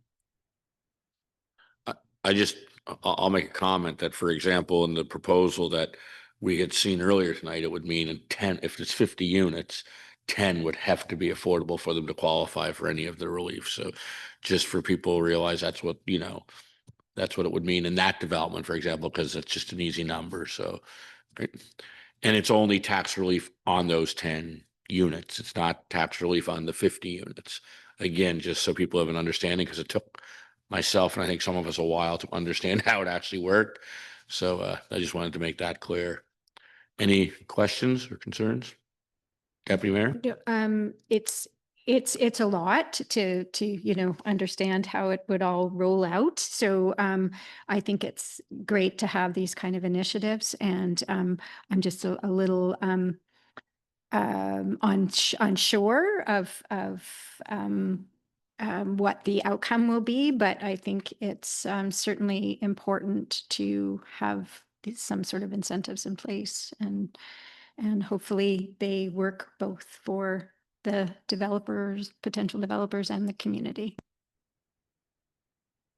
Councillor Strong. Just want to be clear that this isn't money coming from the feds. This is coming from the town of Lunenburg. Yeah, so Foregone. to be clear, it unlike the policy that Mark just presented, where there's a fund of $200,000 to get started, this is foregone revenue for up to 10 years on that incremental. So 90% down to 75%. Any other comments? Councillor Babineau. Just a comment, not a question. I just wanted to say that I think, we had numerous discussions about both this and the one that we just discussed, the street extension policies at the committee of the whole level. And I feel that what has come forward tonight really encapsulated the conversations pretty well. So I just wanted to thank staff for that.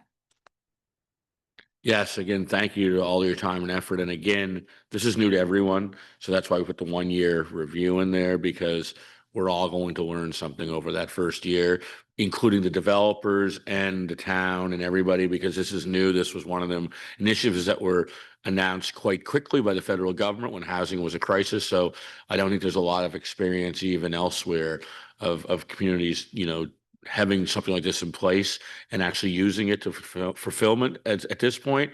So again, let's hope this works, and let's hope it helps both the housing developer and the town in the long run, which I think it will the way it's written, but we'll find out. So there's a recommendation that a council give notice of its intent to approve the affordable housing tax relief policy as presented. Someone prepared to move that? Councillor Fullerton, seconded. Councillor Babineau.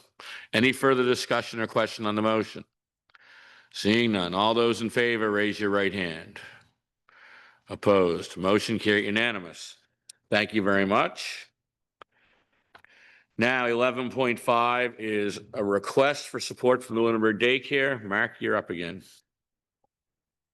Excuse me. Thank you, Mayor. So the town of Lunenburg staff received a letter of request for support from the Lunenburg Daycare Center on September 9th. They will be looking to begin construction on the project by the end of the month, and have actually just recently submitted a building and development permit. The center is looking for the consideration of the waiver of permitting fees and any other options for in-kind support. Thank you. Thank you. Is there any question or discussion on this? There is a recommendation in front of us. Is anyone prepared to move? Moved by Councillor Strong that council approve the waiver of all building and development permit fees for the Lunenburg Daycare Center expansion project. Is there a seconder? Seconded by either one of those two. So Councillor Daphne. Any further discussion on the motion? Deputy Mayor.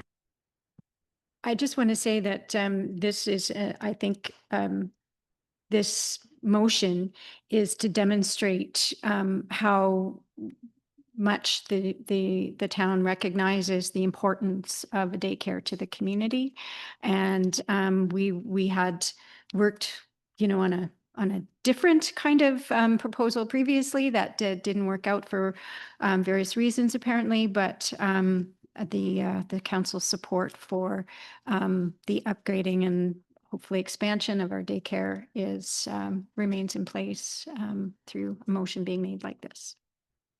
Thank you. And yes, they're very excited. They called me before they requested this to talk, tell me they're starting the end of the month, hopefully, if they have everything in place. They've hired a local firm to do the work. So in my opinion, this is another really good news story all around. It definitely shows our support of the daycare. And for whatever reason, they didn't use the last proposal, which would have in the long run probably cost us millions, because we would have put a sidewalk down Star Street. And we're not putting a sidewalk to the sewer treatment plant. So that doesn't have to be done at this point. So it's around 14,000 in permitting fees, 13.5. Yeah. So again, I think this is a great thing that we can help them with and get her going. So again, there is a motion in front of us, and we voted in favor of it unanimous to show our support. And again, I want to thank the council for supporting the daycare like this, because it's really moving on it. Well, I thought we voted. Okay, all those in favor? Thank you. I'm getting so confused. That was my strong mayor powers. I just said we're doing it, right? Okay. All those in favor, raise your right hand. Opposed? Motion carried unanimous. Okay. Move on to 11.6. Kathleen, another good news story, I think, coming. Good evening. Tonight, Jacob and I are here to speak about the year ending March 31st, 2025. Finance staff have completed the town's year end, and our auditors have completed the audit fieldwork.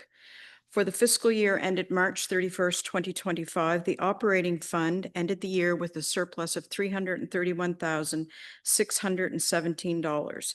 After the budget reserve transfers, staff are recommending that we transfer $330,214 to the General Capital Reserve Fund, and the balance of the surplus for the operating fund will be $1,403.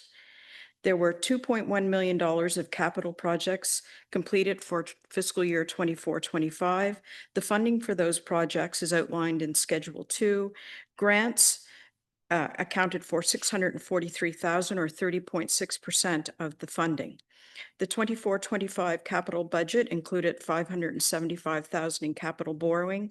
However, only the 2002 salt truck replacement in the amount of $210,734 required capital borrowing, which took place in May of this year.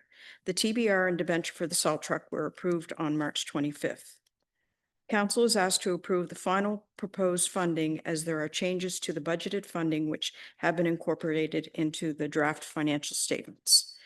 And highlighted on your paper that was submitted, I'm going to just briefly run through what has changed since budget. Townsend Street retaining wall in the amount of $180,000 was originally budgeted for long-term borrowing, and we are recommending that be financed as a withdrawal from the General Capital Reserve. The Green Street sidewalk renewal was $214,396, and that was budgeted for as $400,000 to be funded from a provincial grant in the amount of $192,000, and the capital reserve of $226,000. The lift station communication upgrades in the amount of $46,000, the raw sewage plant upgrades for the Fournier press in the amount of $28,000, the replacement pumps for the lift station in the amount of $48,000 were to be financed from gas tax, and it is recommended that these be funded from sewer reserves. The wastewater treatment plant blower room HVAC improvements in the amount of $14,000 were to be budgeted from transfer tax, and it is being recommended that they be funded from the sewer reserve. The GIS underground infrastructure master plan was to be budgeted from the transfer tax, and we are recommending that that be funded from the Housing Accelerator Fund. And the Montague Street retaining wall in the amount of $229,000, originally funded as $100,000 from long-term borrowing and $120,000 from the surplus asset reserve, be financed from the capital reserve. So there are two motions that were presented in your original package. Thank you very much. Anybody have any questions or comments? Before we get to questions, I'd like to say I want to thank staff for all the time they've put in the last month, 2 months. I've driven through town some Sundays and I've actually saw Kathleen's car parked in here, and I thought I reached out one Sunday because I thought something happened. I thought I want to know if she was okay because she was here on a Sunday working. So again, I know they've been taking stuff home and other things. So again, thank you very much to our finance team. You guys have done a phenomenal job. Any questions or comments? Okay, there's 2 recommendations that council approve the capital financing for fiscal 2024-25 in the amount of $2,101,218.88. Someone prepared to move that. Moved by Councillor Strong, seconded by Deputy Mayor. Okay. Oh, it's Any- Canadian Municipal Council. Yes. It's your turn. Any further discussion on that motion? All those in favor, raise your right hand. Motion carried unanimous. Recommendation number 2, that council approve that $280,214 from the operating fund be allocated to the general capital reserve fund for future projects, and that the $50,000 for water dividend to be transferred to the capital reserve for fire equipment. Someone prepared to move that. Moved by Councillor Babineau, seconded by Councillor Fullerton. Any further discussion on that? All those in favor, raise your right hand. Motion carried unanimous. I do have one quick question on this. Do we know where we're at in our debt ratio now? Because I knew what we were going to be after what we budgeted everything for, but considering we didn't have to borrow most of the stuff we thought we were going to have to borrow, we must be not close to what we thought we were going to be. I don't have that with me this evening, but we can certainly get that for you. We've just had our new financial conditioned indices released, so we will have those circulated and presented in the next few council meetings, and they were pretty impressive. Thank you very much. Again, thank you to the team. Now we'll move on to 11.7, which is Jacob. Thank you.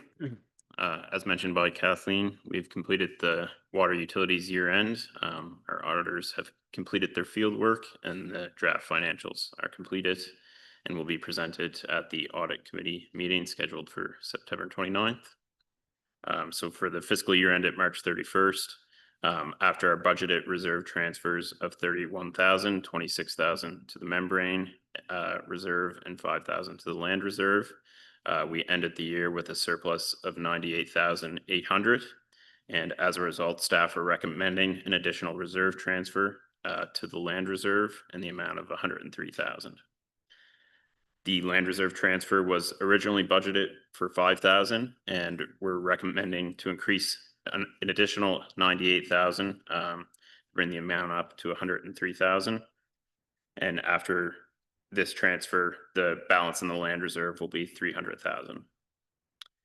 After this additional reserve transfer, the water utility will have a surplus of $787 for the year, and the water utility completed 282,000 of capital expenditures, which have all been funded through our depreciation reserves as previously approved by council.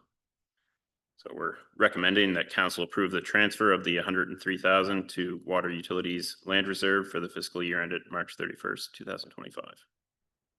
Thank you. Are there any questions to Jacob? Someone prepared to move that motion. Okay, moved by the deputy mayor. Is there a seconder? Seconded by Councillor Fulton. Okay. Any further question on the motion? All those in favor, raise your right hand. All those opposed, motion carried unanimous. I just have a quick comment that the audit committee meeting, if it's on the 29th, I will not be there because I'm away at the Provincial Volunteer Awards ceremony in Halifax with our town volunteer. So I will not be at that meeting on that date. So if you want to, yeah, it's during the day, but yeah, but okay, but I think it goes to, I might be back. Yeah, we'll talk. I might be back. Depends on what time, because some years it goes on forever. It depends on, right, what's on this goes. Yeah, okay. Just wanted to give you an update. If I'm not here that night, it's because I'm in the Halifax doing something for the town. So we'll move on to the electric utility operating capital year end fiscal, and this is Kathleen. For the fiscal year ended March 31st, 2025, the electric utility ended the year with a deficit of $148,109. The deficit was budgeted for $511,400, and while revenue was slightly under budget, there were also operational savings. The capital expenditures completed costs were $786,869. This past fiscal year, these will be funded from customer contributions of $54,365, $1,414 from the surplus equipment reserve, $249,318 from the depreciation funds. The balance of the funding will be capital borrowing of $481,772. The electric reserve after the capital funding for the 24-25 fiscal year is $60,856. To participate in the 2025 fall debenture issue, a council resolution for the pre-approval debenture issue is subject to interest of 7%. Staff are recommending a 10-year loan. There are 3 motions related to the electric utility. The first is that council approve the fiscal year ended March 31st, 2025.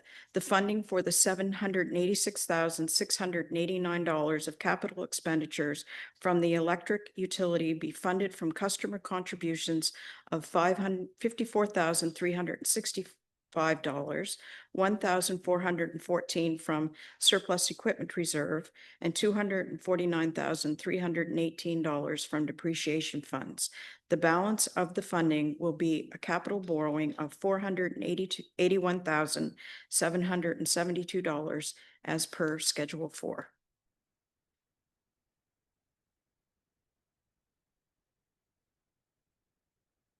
Okay, so the recommendation 1 has been read out loud. So is anyone prepared to move that recommendation? Moved by Councillor Strong. Is there a seconder?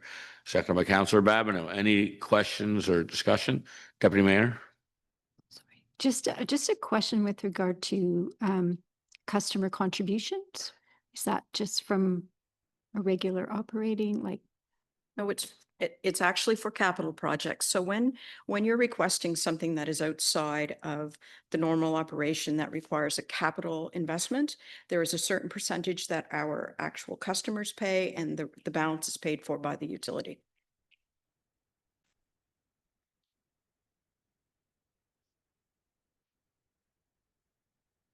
Okay, any other questions or comments? Okay, all those in favor of recommendation number 1, raise your right hand. Motion carried unanimous. Go ahead, Kathleen. The second motion is that council approve a temporary borrowing resolution of $481,772 for the financing of the electric utility distribution upgrades for 24-25 and voltage regulator for the fall 2025 debenture issue application per Schedule 1. So Schedule 1, we are required by our municipal affairs to actually read out loud. Okay, bear with me. So whereas Section 66 of the Municipal Government Act provides that the Council of the Town of Lunenburg, subject to the approval of the Minister of Municipal Affairs and Housing, may borrow to expend funds for capital purposes authorized by statute. Whereas the Council of Town of Lunenburg has adopted a capital budget for this fiscal year as required by Section 65 of the Municipal Government Act and are so authorized to expend funds for a capital purpose as identified in their capital budget. And whereas the Council of the Town of Lunenburg has determined to borrow for the purpose of electric utility distribution upgrade 24-25 and voltage regulator, but it therefore resolved that under the authority of Section 65 of the MGA, the Council of the Town of Lunenburg borrow a sum or sums not exceeding $481,772. For the purpose set out above, subject to the approval of the Minister of Municipal Affairs and Housing, that the sum be borrowed by the issue and sale of debentures of the Council of the Town of Lunenburg to such an amount as the Council deems necessary. That the issue of debentures be postponed pursuant to Section 92 of the MGA, and that the council borrow from time to time a sum or sums not exceeding $481,772 in total from any chartered bank or trust company doing business in Nova Scotia. That the sum be borrowed for a period not exceeding 12 months from the date of the approval of the Minister of Municipal Affairs of this resolution. That the interest payable on the borrowing be paid at a rate to be agreed upon, and that the amount borrowed be repaid from the proceeds of the debenture when sold. Do I have to read the bottom part? Okay, that's it. Thank goodness. You've heard recommendation number 2. If you're still awake, would someone like to move that, please? Moved by Councillor Strong, seconded by Councillor Fullerton. All those in favor, raise your right hand. Contrary minded, motion carried unanimous. So the third motion is that council authorize the mayor and municipal clerk to sign the resolution for pre-approval of debenture issuance, subject to interest rate confirmation not to exceed 7%, to enable the town of Lunenburg to secure a debenture of $481,772 per Schedule 2. And Schedule 2 does not have to be read. Thank you. Okay, there's a recommendation. Someone want to move that? Moved by Councillor Daphne, seconded by Councillor Babineau. Any further discussion on that recommendation? All those in favor, raise your right hand.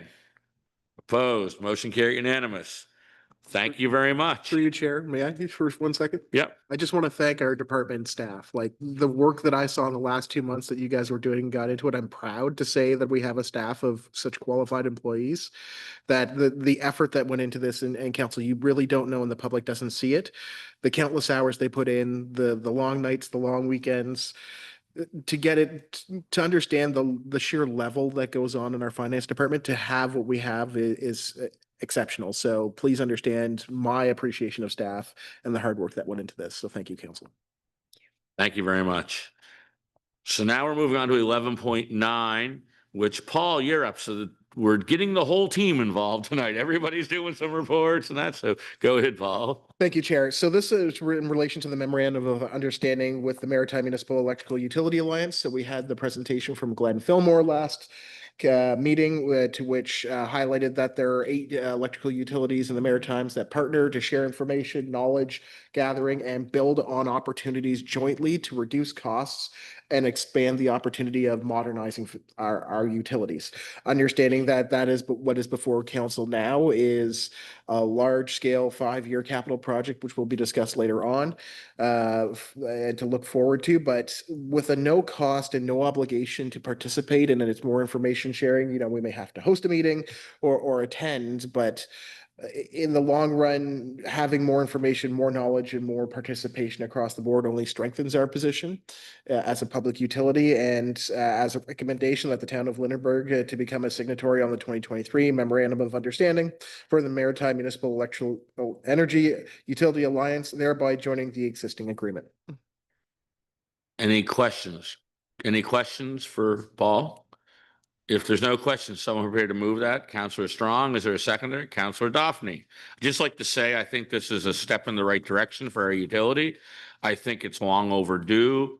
I think that, you know, I'm one that hopes that we can keep our utility in the long run. I don't know the finances yet, but I will very soon. But again, we're not going to be able to keep it working in silo. We have to work with partners and we have to expand. So I think this is a great thing, and everything that was talked to us, you know, from Glenn at the time sounded like a win-win to us, quite frankly. So again, I'm excited about this motion. So it's been moved and seconded. All those in favor, raise your right hand. Motion carried unanimous. Thank you very much, everybody. Okay,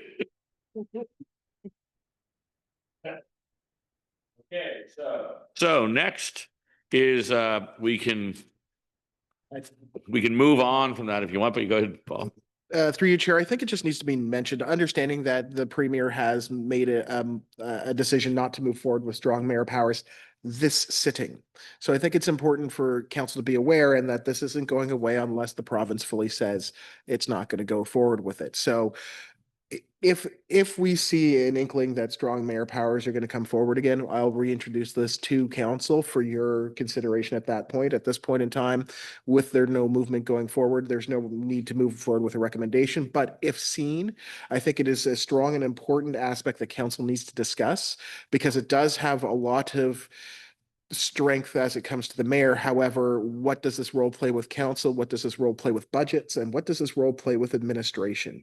And what those powers can be. And if you have seen what's in Ontario, I just advise you to review what is going on there in a municipal setting and heed the words of concern that are coming forward, not just from staff, but this is coming from administration across the entire province. So just putting it out there, if this does come back forward, it will be reintroduced to council for consideration. Thank you. Thank you. And I could just add that we had our mayor, deputy mayor, and CAO meeting this morning, and this was discussed briefly. And everybody's happy this has been tabled at this point, but everybody also is a little fearful because they said at this session, they didn't say it was gone away forever. And quite frankly speaking, as the mayor in this position, I think that the strong mayor powers, the way it's written in Ontario, which we are understanding is basically what they were going to roll out here, was just basically change the template. Is quite frankly, in my opinion, and I think most of my municipal colleagues, dangerous to democracy. Number one, it actually makes the mayor, quite frankly, weaker when it's all said and done, because you're going to be nailed by both sides. Because you have those superpowers, if you don't use them on something that somebody feels very strongly about, you're going to be, called out. But if you do use them, you're going to lose your team around you, because it's democracy. We're supposed to work as a team. And you're also, if you'd use them and it fails, whatever you decide to do, well, you're definitely done. So we've all agreed the MGA needs some serious updating. So I think that the regional mayors, we've put it on our next agenda. We're going to put it on the next agenda, and we're going to discuss maybe putting a proposal together down the road to send into the province on ways to update the MGA without giving strong mayor powers. Because again, as a mayor, I don't see it making this position stronger. In fact, I think it weakens your role as mayor. So again, thank you, Paul, for bringing this up, and thank you, Premier Houston, for at least putting a pause on it at this point. So we'll move on to 1111. Whoa. Kayla? Yeah, thank you. So short and sweet, we just have a couple of reappointments here to the Heritage Advisory Committee and the Audit Committee. Both of these respective individuals already sit, and under our committee's policy, they're eligible to be reappointed for another 2-year term. Both have confirmed they'd be really interested to do that. So recommendation to reappoint them for another term is before you. Okay, so recommendation 1, that council reappoint Philip Mitchell to the Heritage Advisory Committee as a resident representative starting on October 1, 2025 for a 2-year term. So I'm prepared to move that. Moved by Councillor Strong, seconded by Councillor Fullerton. All those in favor, raise your right hand. Motion carried unanimous. Recommendation number 2, that council reappoint Daniel Steele to the Audit Committee as a resident representative starting on October 1, 2025 for a 2-year term. So I'm prepared to move that. Moved by Councillor Daphne, seconded by Councillor Babineau. All those in favor, raise your right hand. Motion carried unanimous. Thank you very much again. We'll move on to notice of motions, information requests, and council reports. Tonight we start at the right. So Councillor Strong, you're up.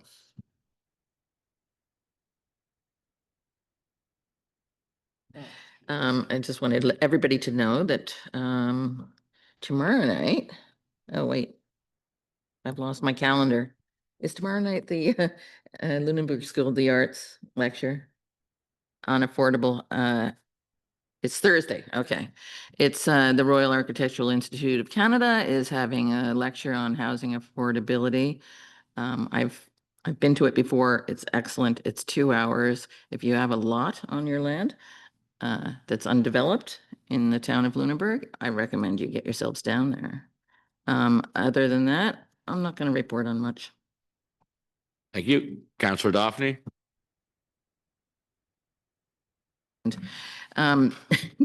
Debbie and I have started a walking group, and we'd like to see more people from staff and council in our ranks, and hopefully make this something more of a positive townwide thing. If you see us out walking, please join us with us. So it's really quite fun, actually. Thank you, Councillor Daphne. So mine's kind of an odd thing because, well, you know, I'm not normal. Happy belated birthday to the Sergeant Major of the family, my younger sister Tracy, who celebrated her 52nd birthday last Tuesday. However, Tracy is not one for the limelight, but I felt it was only fair to be broadcast to broadcast her belated birthday. Why is it fair? Last year, we went to my niece's graduation from Memorial University in St. John's. I've never been to Newfoundland. My sister loves to push the limits of my physical and mental capabilities and my anger. Tracy took us on what she called a little hike. She knows my knees are in rough shape. That little hike turned out to be Signal Hill.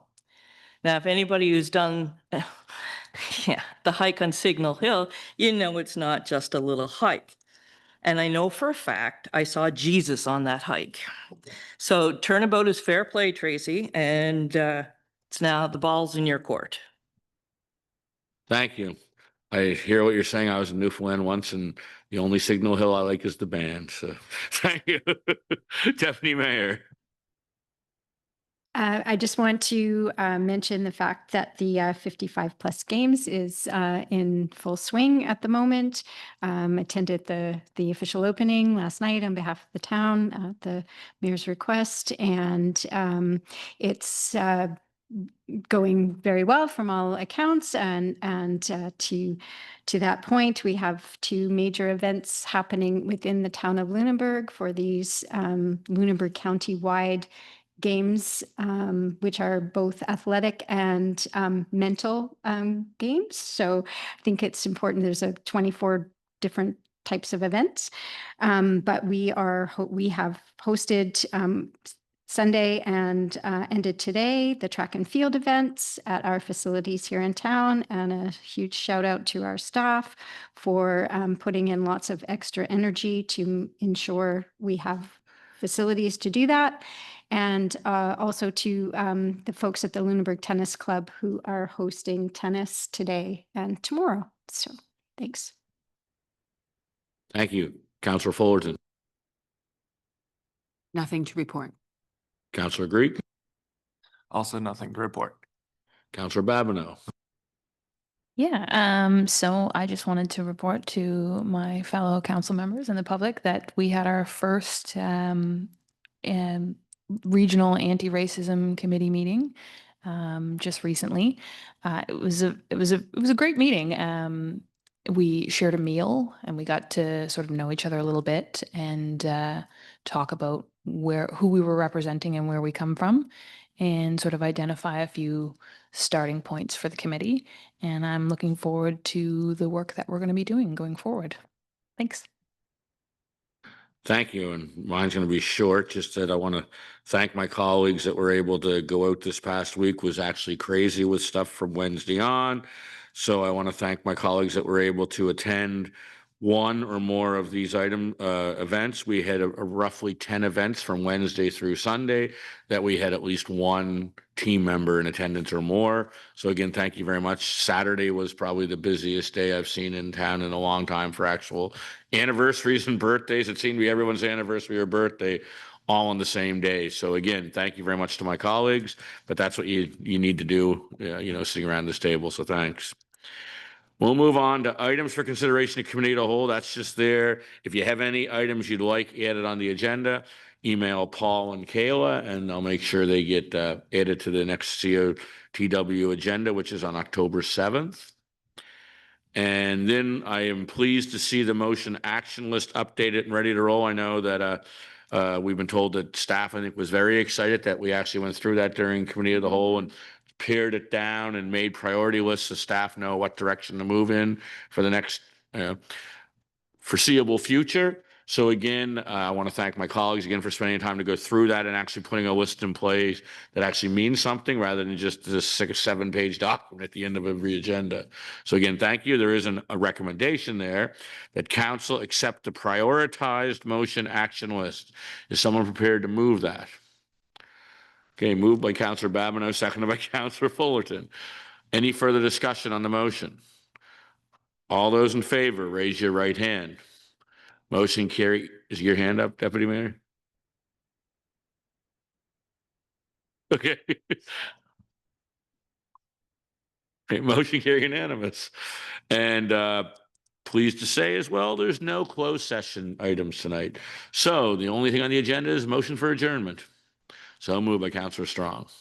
Meeting adjourned, everyone, and enjoy the rest of the evening.